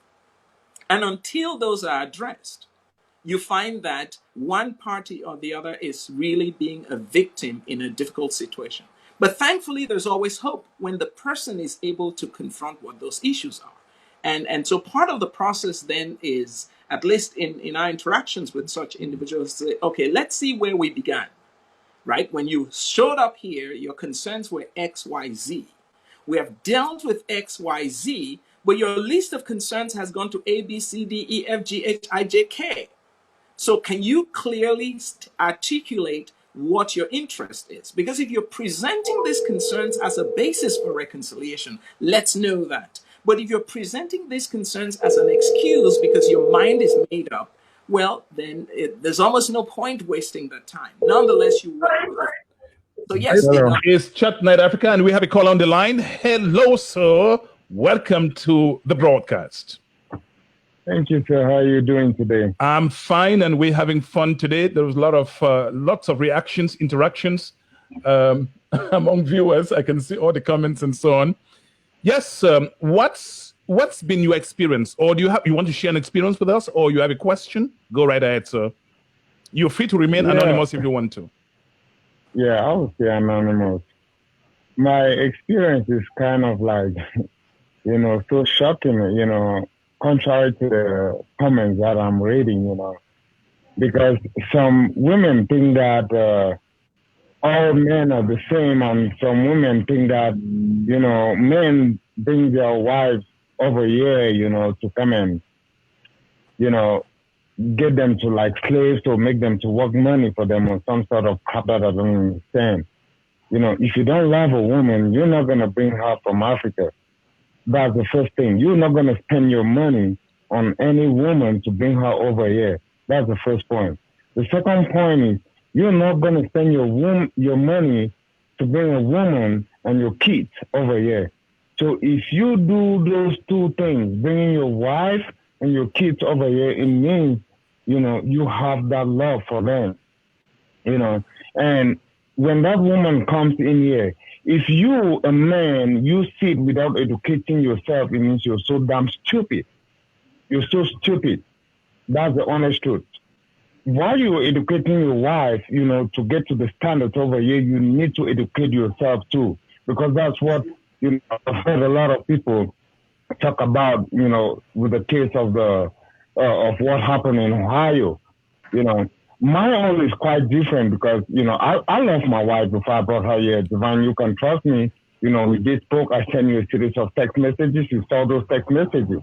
You know, I brought my wife over here because I love her. I brought my kids over here because I love them. I educated my wife. I did send her to school. I did say, hey, you're going to go do this. We both agreed that, hey, go do this, you know, so that in return you can help me, you know, so we can be better people tomorrow. So now, you know, it's not only the matter of educating your wife. Some women, before they come over here, they've been intoxicated just like my wife. You know, my wife was so damn intoxicated before she came over here by her family and friends. Then I've told you all the stories. I can't go into details, but you know all those things. You know, what I'm trying to say is, you know, some of our women, they don't do the things they're doing, you know, because they like to do it. They're doing it because of the influence they get from back home. You know, when you have relatives, not only relatives, those who stand in front of the court and sign your marriage certificate, that when you call them that, hey, this is what my wife is doing, that is wrong, and they can't tell you that, hey, you know, some of them don't even want to pick up the call. They don't want to answer. That's the problem we have in our society. Some people fake it. I don't know if it's jealousy or whatever. You know, because when you sign a marriage certificate, when you are a witness that, hey, you know, I'm a witness that, hey, these two people should get married and become a family. You should, that signature there is stating that you are responsible for them. Responsible mean that when they call you at any time, even at 12 midnight, you need to pick up your phone. And when you don't pick up the phone, what does that mean? The next day you keep giving silly excuses and you never call back to be like, hey man, you did call me and I was busy. What is going on? They don't say all those things. You know, I've educated my wife here. I've sent her to school. You know, she's responsible. You know, she's making money. But now my problem is, you know, before making that money, she doesn't want to help me. She doesn't want to support me. She doesn't even talk to my mom, you know, who help her, you know, take care of our kids while she was going to school. She doesn't even want to see her. But this is a woman who's been taking care of your kids while you're going to school. So what are you going to tell me about that? All right. What are they going to tell me about that? Now, hold on, sir. I'm going to have the members of the panel ask you questions. Who wants to go first? I'm really not. You know who has a question for you? It's okay. Brother is. So my question. Hold on, Mrs. Fominung has word. Yeah. Okay. The brother who just spoke. He's still on the line listening to you. Yes. It's really not a question, and I just want to say Happy Father's Day to you, and to our panelists also. This is absolutely wonderful. This is almost like a therapy session, and I would encourage you, brother, to find people, you know, or sit down with your partner and talk it out. Talk about these concerns. Another problem that we have about our men also is internalizing these things, these feelings that they have. Do not internalize it, because when you do, and it's no fault of yours, because it's just, again, going back to what Dr. Isango said, it's about the foundation. Our men have been trained to restrain these feelings and keep it in. And then when they keep it in, then it explodes in another fashion. Then we start throwing our arms up in the air. So brother, just keep talking, sit your partner down, talk to them about these concerns, have a good conversation, tell your partner exactly how you are feeling, why you think the way you two are going is wrong. Have enough discussion, dialogue. Sir, I know. Do you have a question for Lillian, Mrs. Fominung, following what she has told you? What she's saying, you know, she's saying the truth. I've done all of that. You know, I've done all of that. I brought her pastor in to talk. I brought members of our family in. But the honest truth is that members of our family, they are not honest to the situation, because some of them, they will not even pick up the phone, you know, to be like, hey, I'm sorry that this is what you're going to do. But okay. Tell my wife that, hey, you know, don't listen to this guy. You know, keep doing what you're doing. Her pastors have come in, members of the Cameroonian community have come in. Oh my God. But yet there is no change. I haven't seen it. The only difference between my case and that of the guy in Ohio is that, you know, I don't want to render my kids homeless. I don't want to render my kids fatherless. It's not worth it. Yeah. Stupid. If I go gargle, that's going to affect my kids. The main reason why I'm crying today, why I'm suffering today, is because of my kids. I'm looking at my kids. That's the main reason, because I have done everything humanly possible, you know, to talk sense to this woman. Oh God. So right to today that I'm talking to you, I'm the one still paying her phone bill, but she's making money. She's working. Okay, brother. Yes. I can imagine that what you said, and Dr. Esunge also reacted to that. So Lillian, you have a response? Well, I feel his pain, but I also am happy that he's able to talk about it, which is good, which is a very good start. And I'm going to just say, keep talking about it. And I hear you're saying you've done everything humanly possible, and what you're doing right now, and with the platform that you've been given, just air it out. And we definitely have a pastor on here who can be able to give you advice. So let Dr. Esonge take on that. Thank you. Before I let you go, sir, let's hear what Dr. Esonge has to say on this. Doc? Right. Yes, thank you so much. From what he says, his wife has put him through hell in spite of all the things that he says he has done for the wife to support. How do you respond to a gentleman so much in agony? Yeah. So to start with, I want to thank the caller for, you know, just putting through his situation. And I think, as Mrs. Fomonung has noted, that is already a first powerful step. I just want to note that this, even in the midst of this, there's hope. There is hope because there is great power in transformation. The situation is not at the point where we can basically say, please throw in the towel.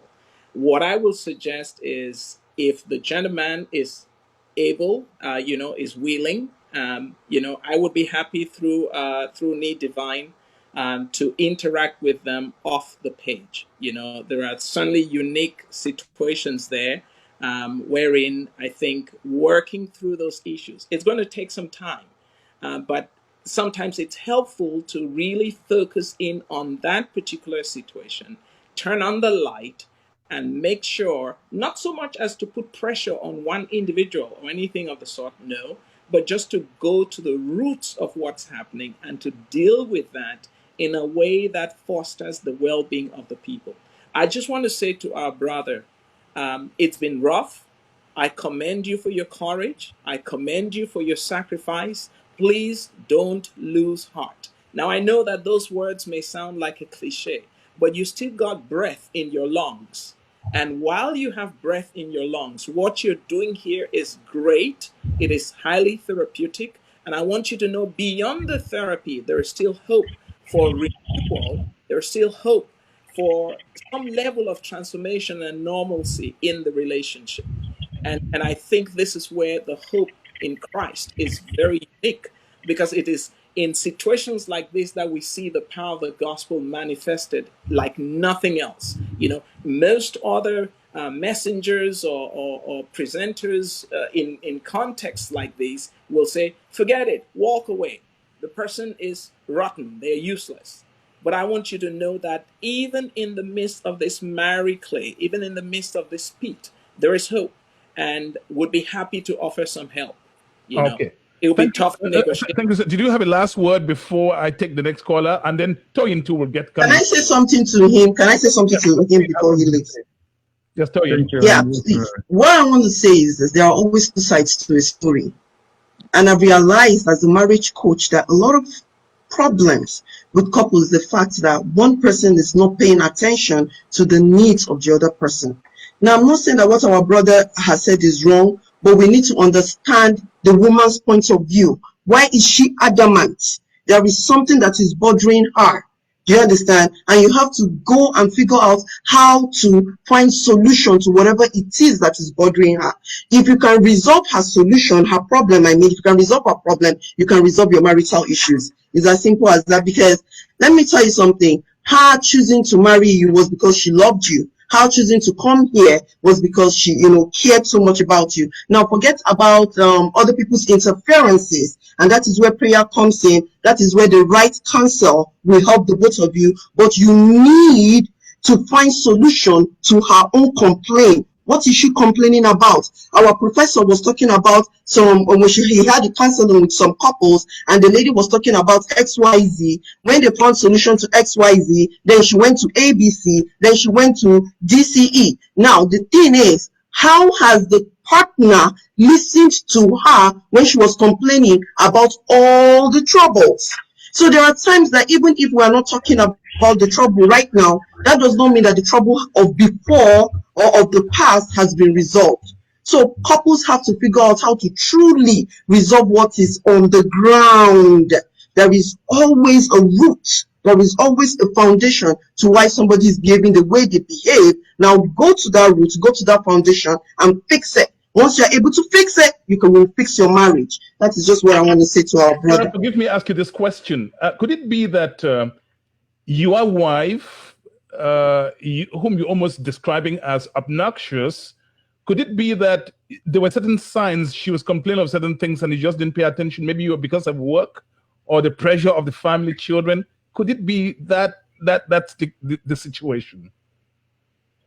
I don't think that's the situation. I know my job is kind of like, very tedious, very demanding. Sometimes it keeps me away from the family, for some times, but that is not the situation because, all these attitudes started back at home. But, the way I was brought up, I was never brought up in an abusive home. I was never brought up in an abusive home. I was never brought up in a home where, there was like divorce. I was never brought up in that kind of way. I was never brought up in a home where, my dad used to beat my mom. No.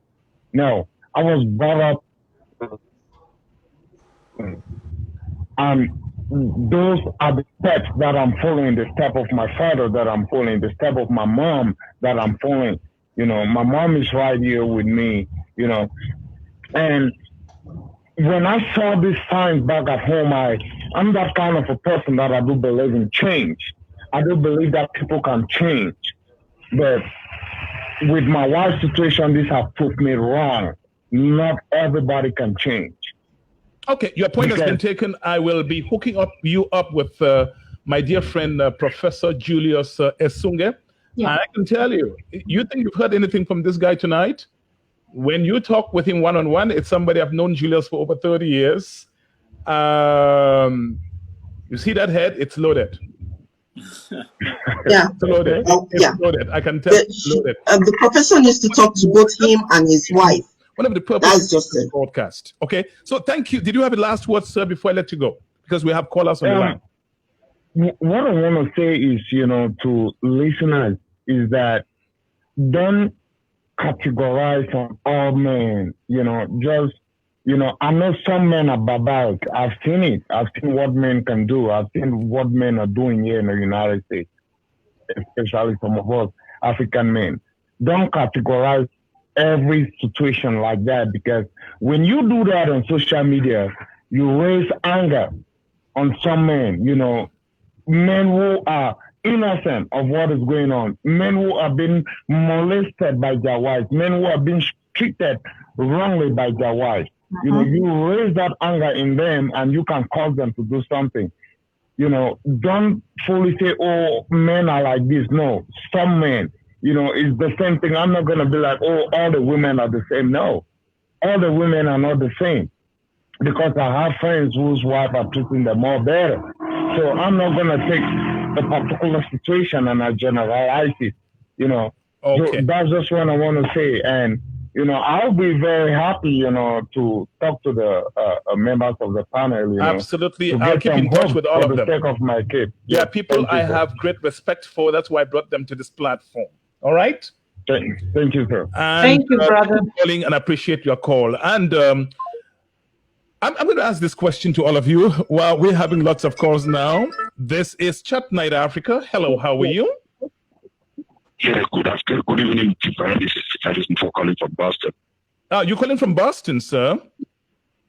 Yeah, I'm calling from Boston. Okay. People are hot. Somebody was asking for the number to Chat Night Africa. It is, now take note, it's 240-603-7367. Let me repeat, 240-603-7367. Now your contribution for 2 minutes, sir, since we have lots of callers on the line. Yes, all I needed to say was to let people know that when there are changes, they come with rights and obligations.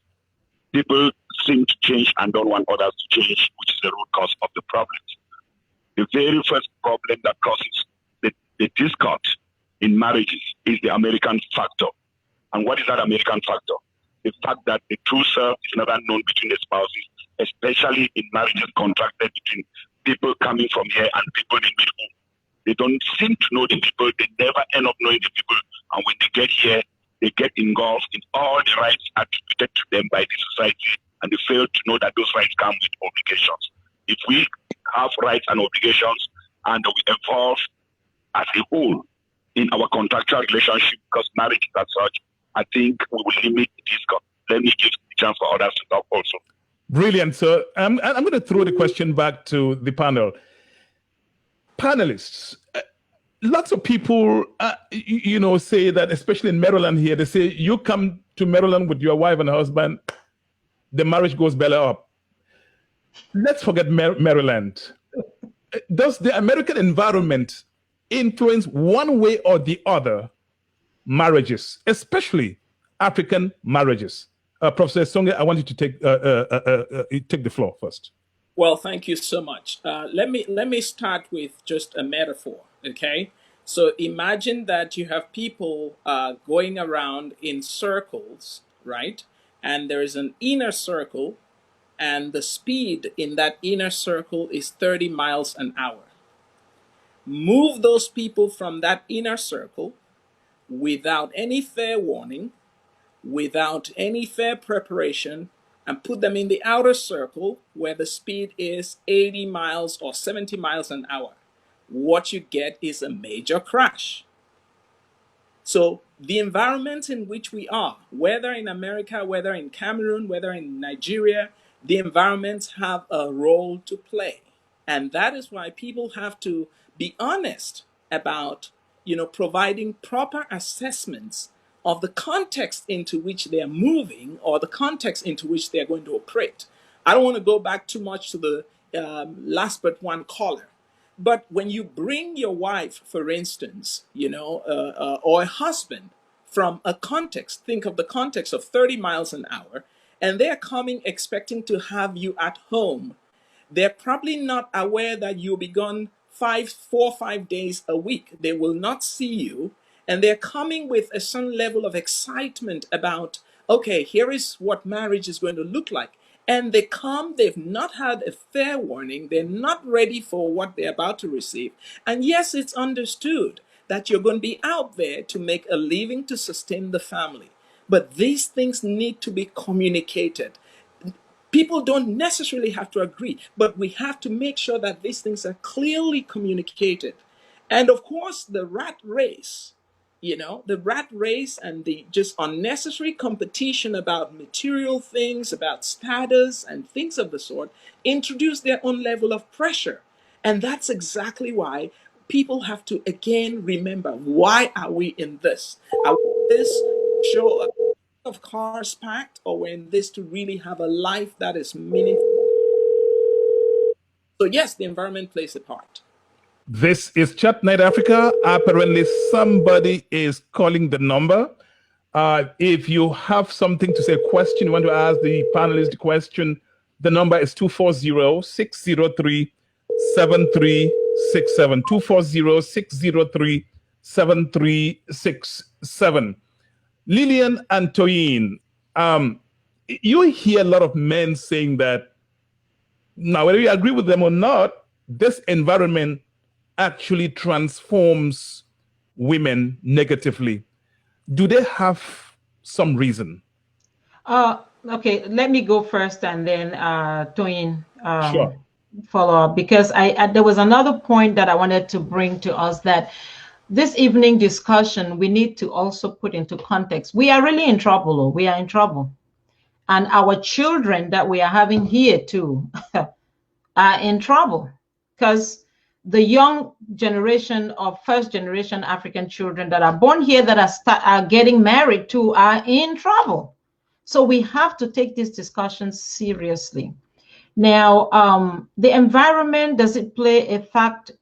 Does it add another level of stress into the whole thing? I say absolutely, because you have two people, especially when there are two professionals in the house and going after it, and there are children in between.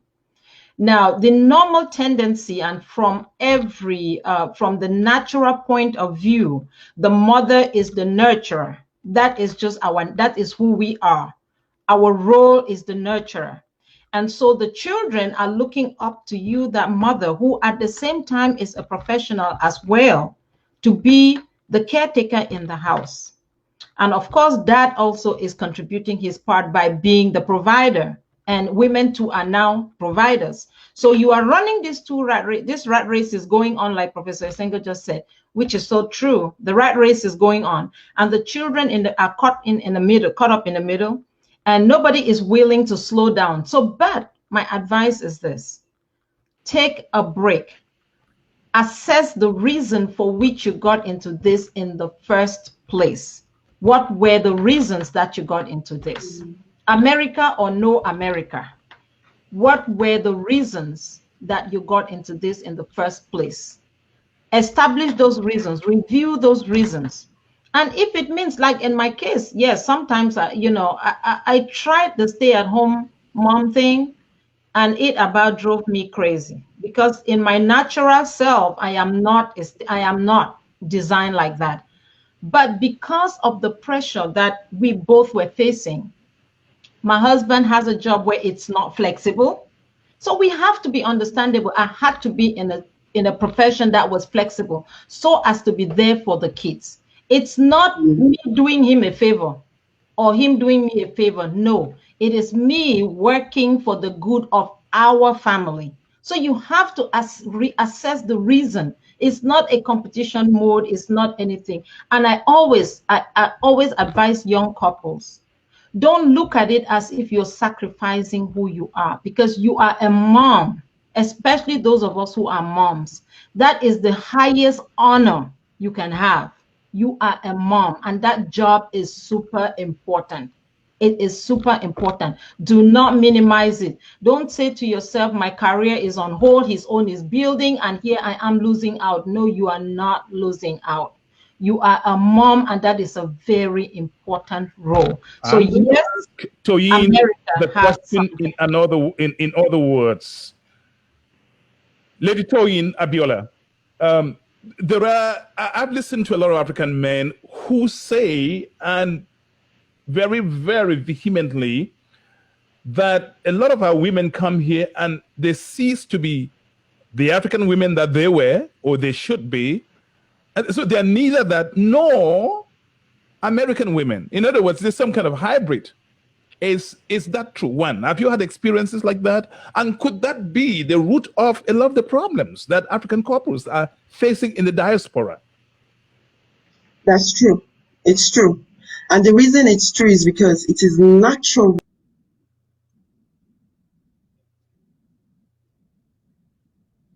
Sorry. Yes, please go ahead. Oh, that's okay. That's okay. It's true. And the reason it's true is because you cannot compare our uncivilized society with a civilized society.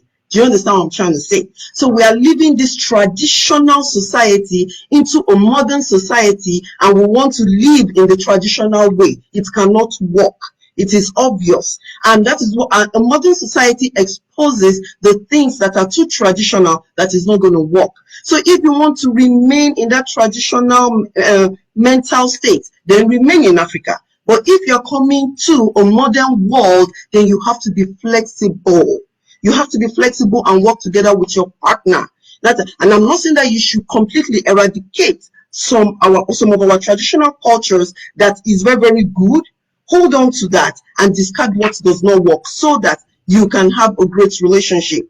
So if you cannot rebuild or come together and recreate rules and regulations that can help your marriage and your relationship, irrespective of where you live in, it's going to be a problem for the couples. So yes, the mentality or the environment that we find ourselves in the diaspora, we change our mentality. A whole lot of things we change. It is natural, and we have to change with the change in a positive way. Do you understand what I'm trying to say? So if we can be less rigid and be flexible, we're not going to have issues. If our husbands can be less rigid, forget about the I am a man, I'm a husband all the time, traditional, whatever, and understand that we need to work together as a couple, everything will work out well. That is just my own take Professor on it. Does the African culture in the diaspora help or hurt African marriages?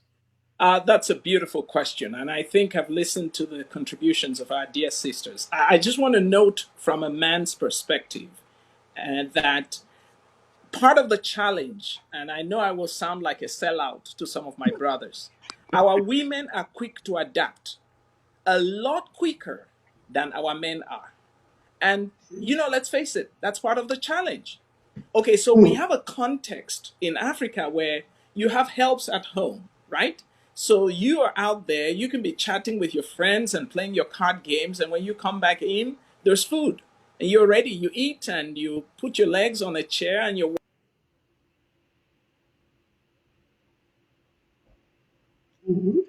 We lost Dr. is Isanga. different. Okay. Yeah, It's okay. different. And if you expect your wife to do everything she has to do, hold a job, take care of the children, do homework, and all you come is sit, put your feet on a chair, watch the television, and of course, it's evening and you expect her to function effectively in the room.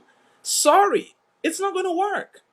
Sorry. And our men need to face that. And I think part of the pressure is that sometimes our brothers are just stubborn. They refuse to adapt. Remember the story of the 30 miles an hour and 70 miles an hour.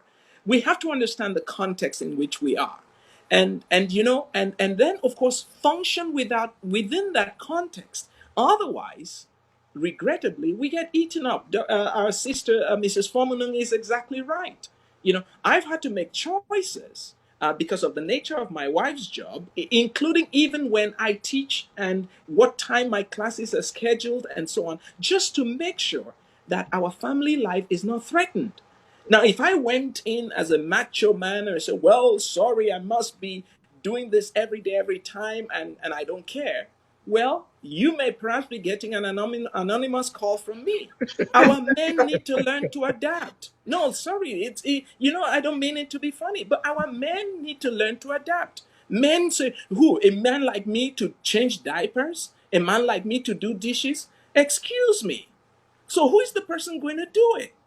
And you expect the lady to function, to be in a nice mental state and do everything. No, sorry. Lillian, you have been in this thing for 30 years.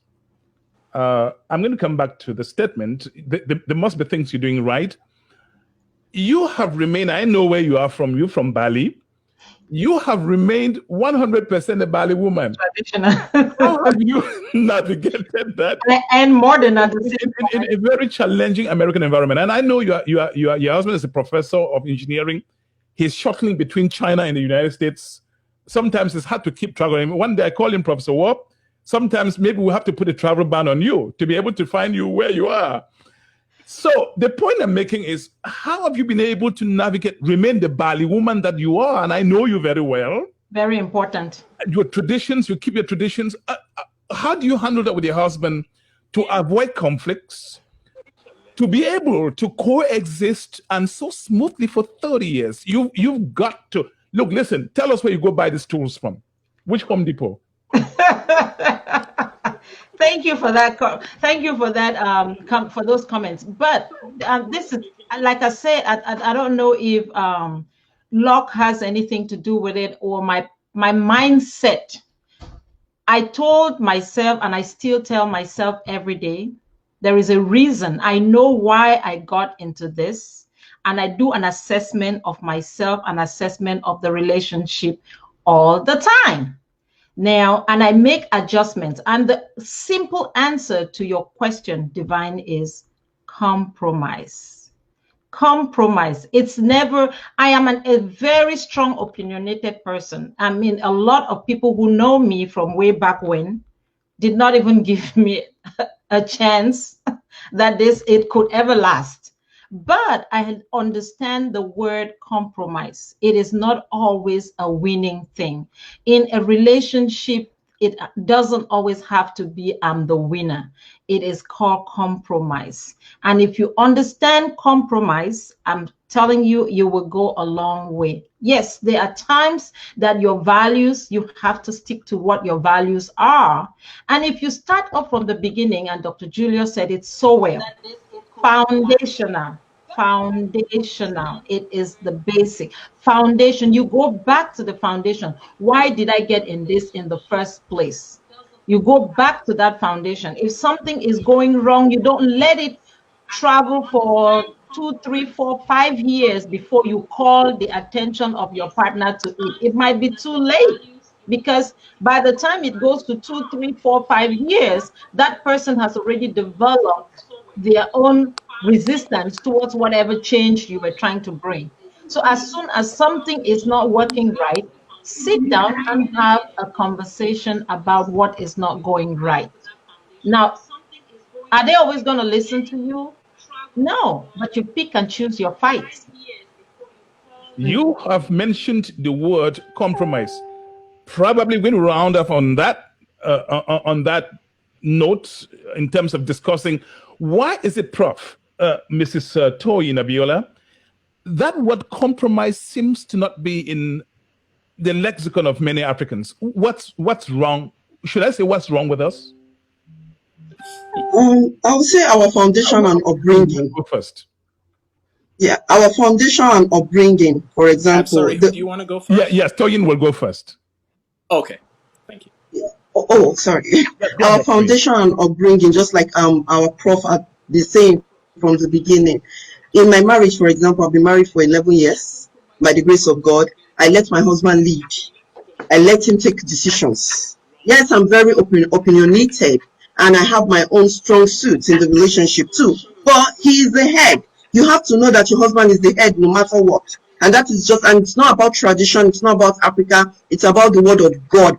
And that is just it. And if you're a child of God, you should be able to follow the word of God to the letter. So let your husband lead. Some people say, oh, well, my husband is irresponsible, he's wherever. Let him fail at his decisions. He will come around and make better decisions in the long run. So as women, what I believe is that there are times that it is natural for us to want to step into the situation once we see that our husbands are making mistakes.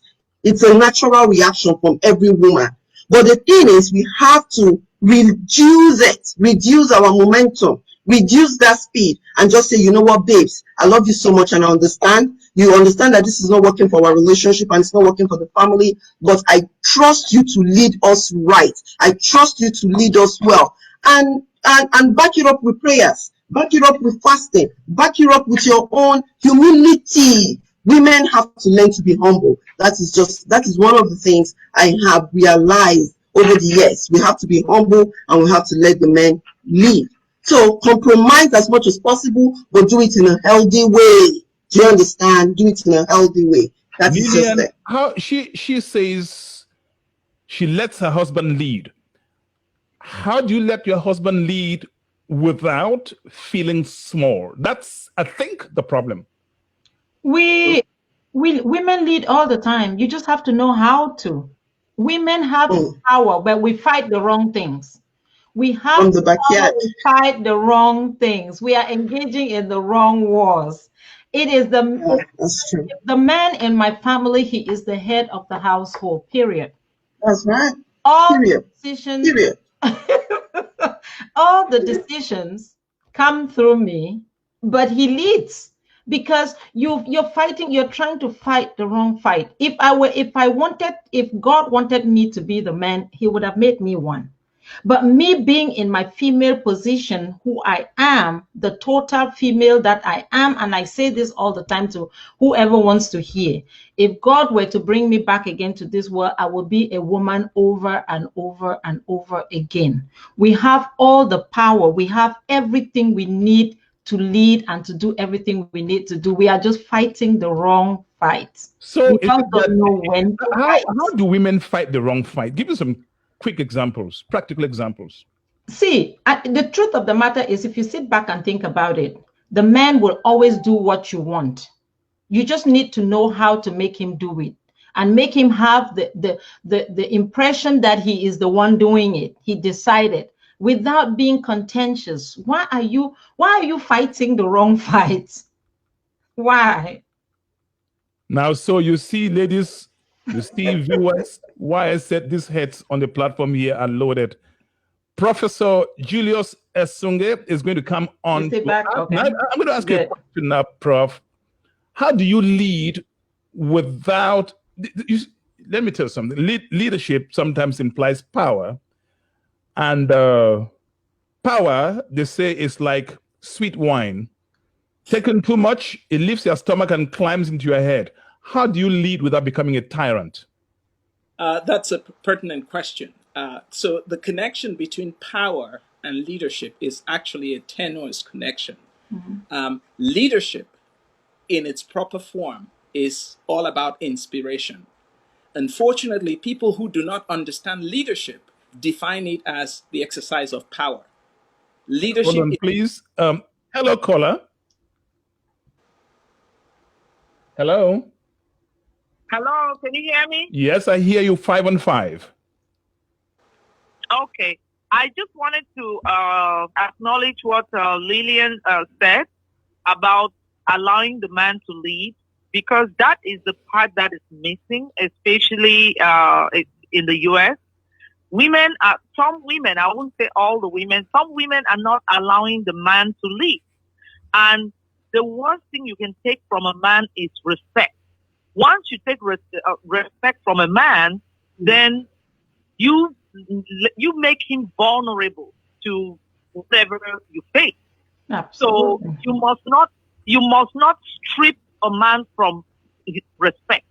The woman has to hold her position in the home, and it doesn't mean that you're gonna belittle yourself as a woman, but it simply means that when it comes to certain decisions in the family, you have to look up to the man to make those decisions, even if you are the breadwinner. Amen. Once you see yourself as a breadwinner and you start disrespecting the man, think about it. And before you start disrespecting a man, think about your mother, the relationship between your mother and your father or your brother. How would you want that to happen to your own brother? So that is the part that is missing a lot in relationships, especially immigrant relationships. And I go back to the Indian woman. She still keeps her tradition from way back, even when they make more money than us. There is a video going around, and yes, so many people have mixed feelings about that video, but it's true. Look about they run the IT industry. Who are nurses? They don't make no money. I don't know why anybody should be killing them. Before they make any amount of money, they have to work 3-4 jobs. You know, those IT women sit in the office and they are making $180,000, $200,000. Their husband is making another 200. Even if their husband is just an Uber driver, they still have that respect that they brought all the way from home. There are things about our tradition that we can import to have our sanity here.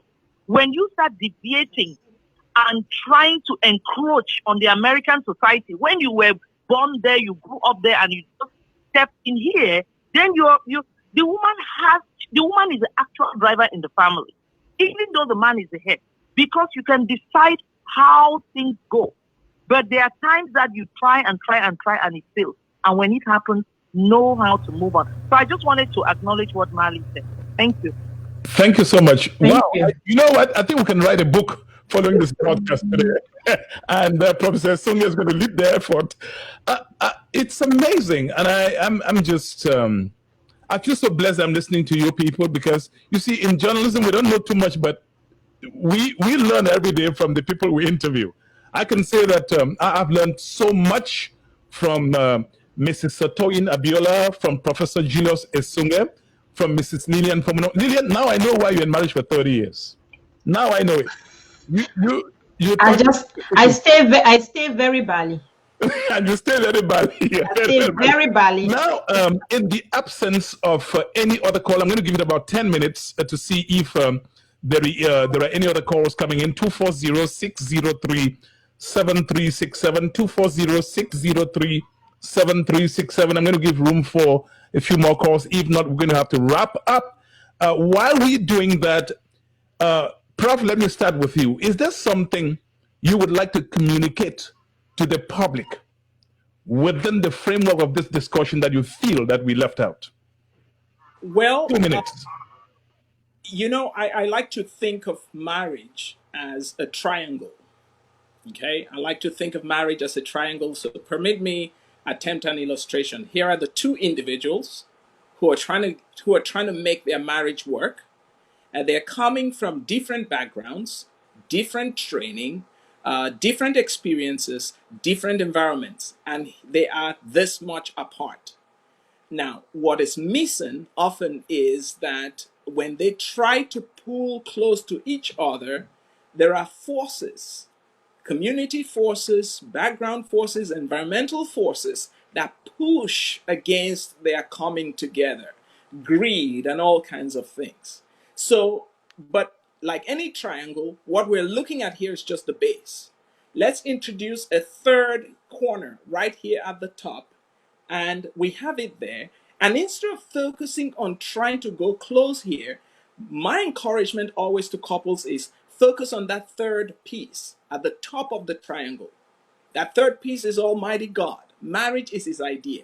So if you focus on growing towards Almighty God and growing towards Almighty God, well, guess what's happening? The more you're growing towards Him, the more. All right, I have another call. Hello, this is Chat Night Africa. Yes, go ahead, please. Hello? Can you hear me? Yes, I hear you. Yes.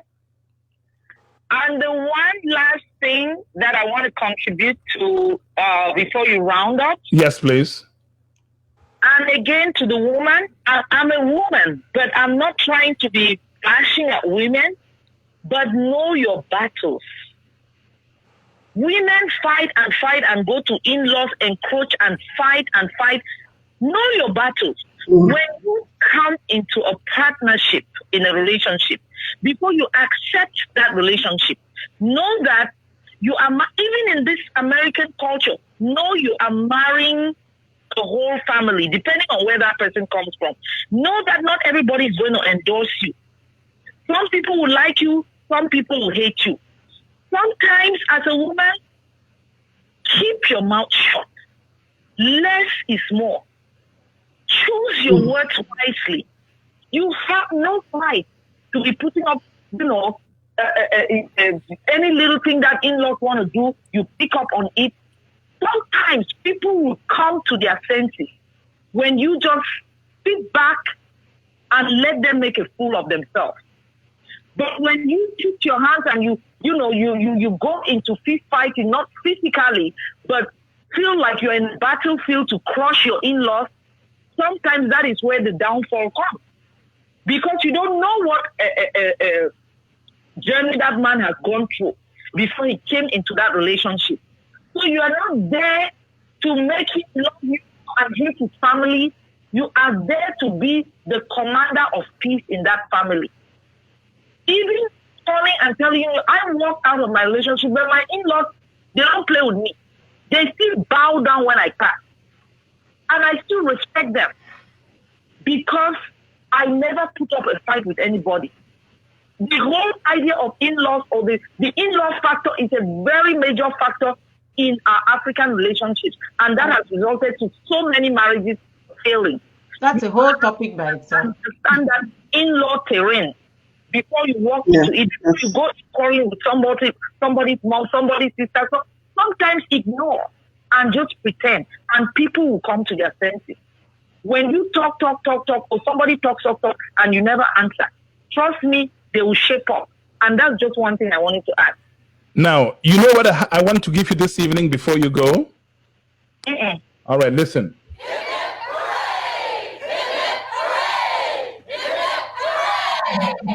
You got that? This is chat night. Now, Prof, okay, thank you, man. You can hang up. Prof, let me have your last word, and then we'll go around. We do a lightning round of the table. Yes, sir. Well, thank you so much. This has been very exciting, and I sense that you're touching on something that is critical for the community. Of course, marriage is the foundation of any community. Doesn't matter what modern systems would present. I just want to go back to something that I think one of the panelists noted. Compromise is actually rooted in African culture. Compromise isn't that much a Western idea only. It's, in fact, even God invites us to a place where we discuss with him. And he says, come, bring whatever your burdens are, and I will take them. And in exchange, I will give you a lighter load. So compromise is essential in every human endeavor. Now, when we compromise contrary to our values, that becomes a problem. But again, the invitation is for us to look back at the foundation, and especially for those who are not yet married and who are considering marriage, think of the foundation. Things are not going to get better than the foundation, So the foundation is crucial, and make sure that God is in the center of your relationship. Professor Julius Esungem.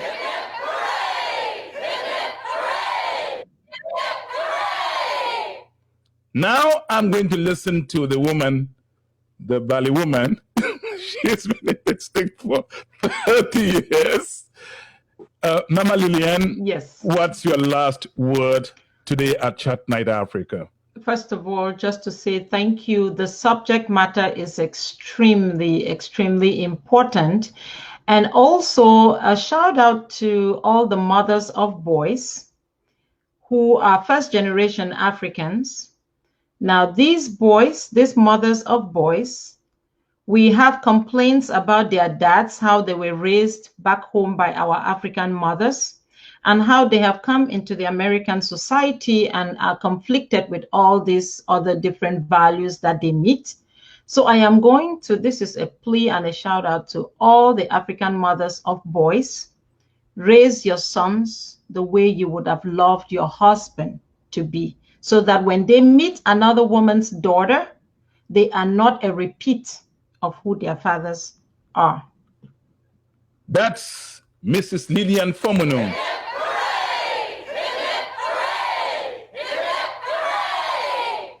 Now, Mrs. Toyin, and I'll bring all of you back on the platform. I've got a little parcel for all of you. Mrs. Toyin. Thank you so much, sir, for having me. It has been an awesome discussion time. God bless you. Thank you so much. I appreciate you. What I want to say to everyone is that I believe that your marriage can work. It really doesn't. Your marriage can work. Any marriage can work. Your marriage can become successful. You just have to be ready to put in the work. It's not child's play.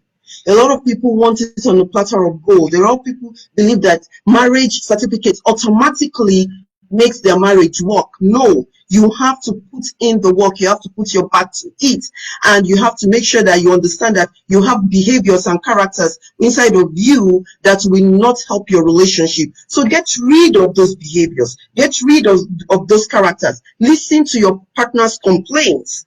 Make amends where necessary. Do you understand? And see that this person is you and you are this person, and put everyone into consideration. Be empathetic. Once you're able to do that, your relationship will be perfect. That's all I want to say. Thank you so much for having me. I appreciate you all. Mrs. Toyin Abiola.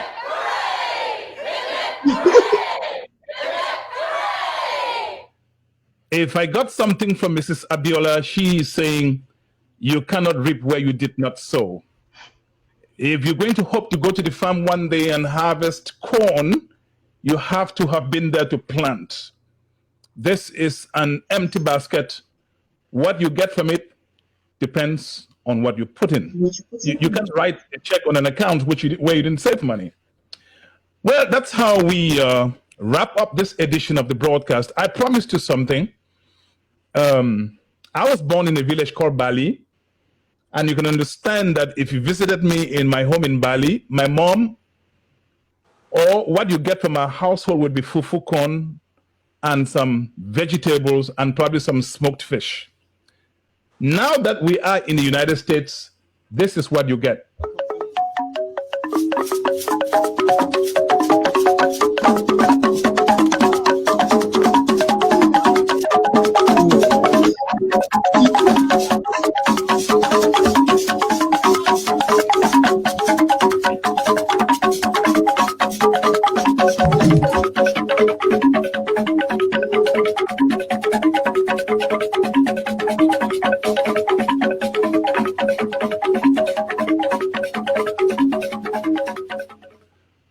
You see, when I eat fufu corn, I take the first loaf.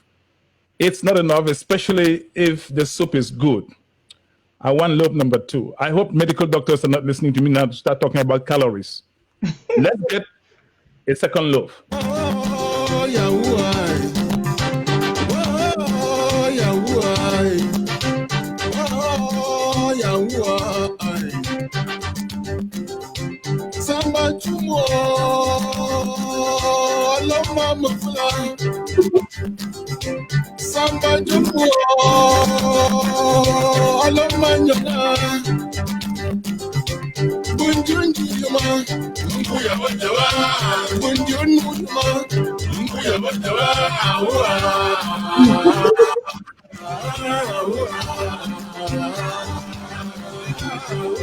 Divine, you're not serious. This is Chat Night. That's why this platform is different. Yes. I want to thank you. We could talk. We've been here for about 2 hours, 15 minutes, and nobody's getting tired. Believe me, if I open the phone lines, more calls will come in. But at some point, we've got to end. Now, here's my plea to you watching.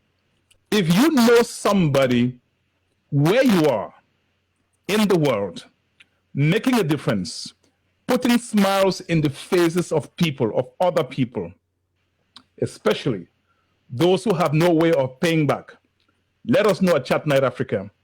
At the end of the day, we will not be remembered by how nice our cars were or how big, beautiful our houses were. It's the fragrance we leave behind. We can do something. You can do something where you are with what you have, doing the things that you really can. Thank you so much. And that has been Chat Night Africa. Thank you, guys. Alrighty. I'm coming. Thanks, Tony. I'm coming. And that has been Chat Night Africa live from Washington, D.C. metropolitan area. We're gonna get down. We're gonna get down. Chat Night Africa live from Washington, D.C. metropolitan area. That's where we end this edition of the broadcast. You can go ahead and share the broadcast. Thank you to all the callers for the brilliant ideas all of you expressed on the show. Chat Night Africa with Dr. B. Tadzon, my supervisor, production advisor. Mumba Lingua made all these connections possible. Beatrice Fomanen, my studio manager. We have production assistants Emmanuel Wayindi, John Tanto, Uncle Lot Benson. Special assistant to Chat Night Africa, Lot Benson, and Daniel Eno. Chat Night Africa is compiled and presented by Divine Chamukong. Thank you guys for watching. I'm ready. I'm coming. I'm dancing. I'm dancing. Chat Night. We're gonna dance. Merci à tout le monde. We're gonna dance. We're gonna party. Party hardy. We're gonna boogie. Boogie woogie. We're gonna jam. Side to side. This summer.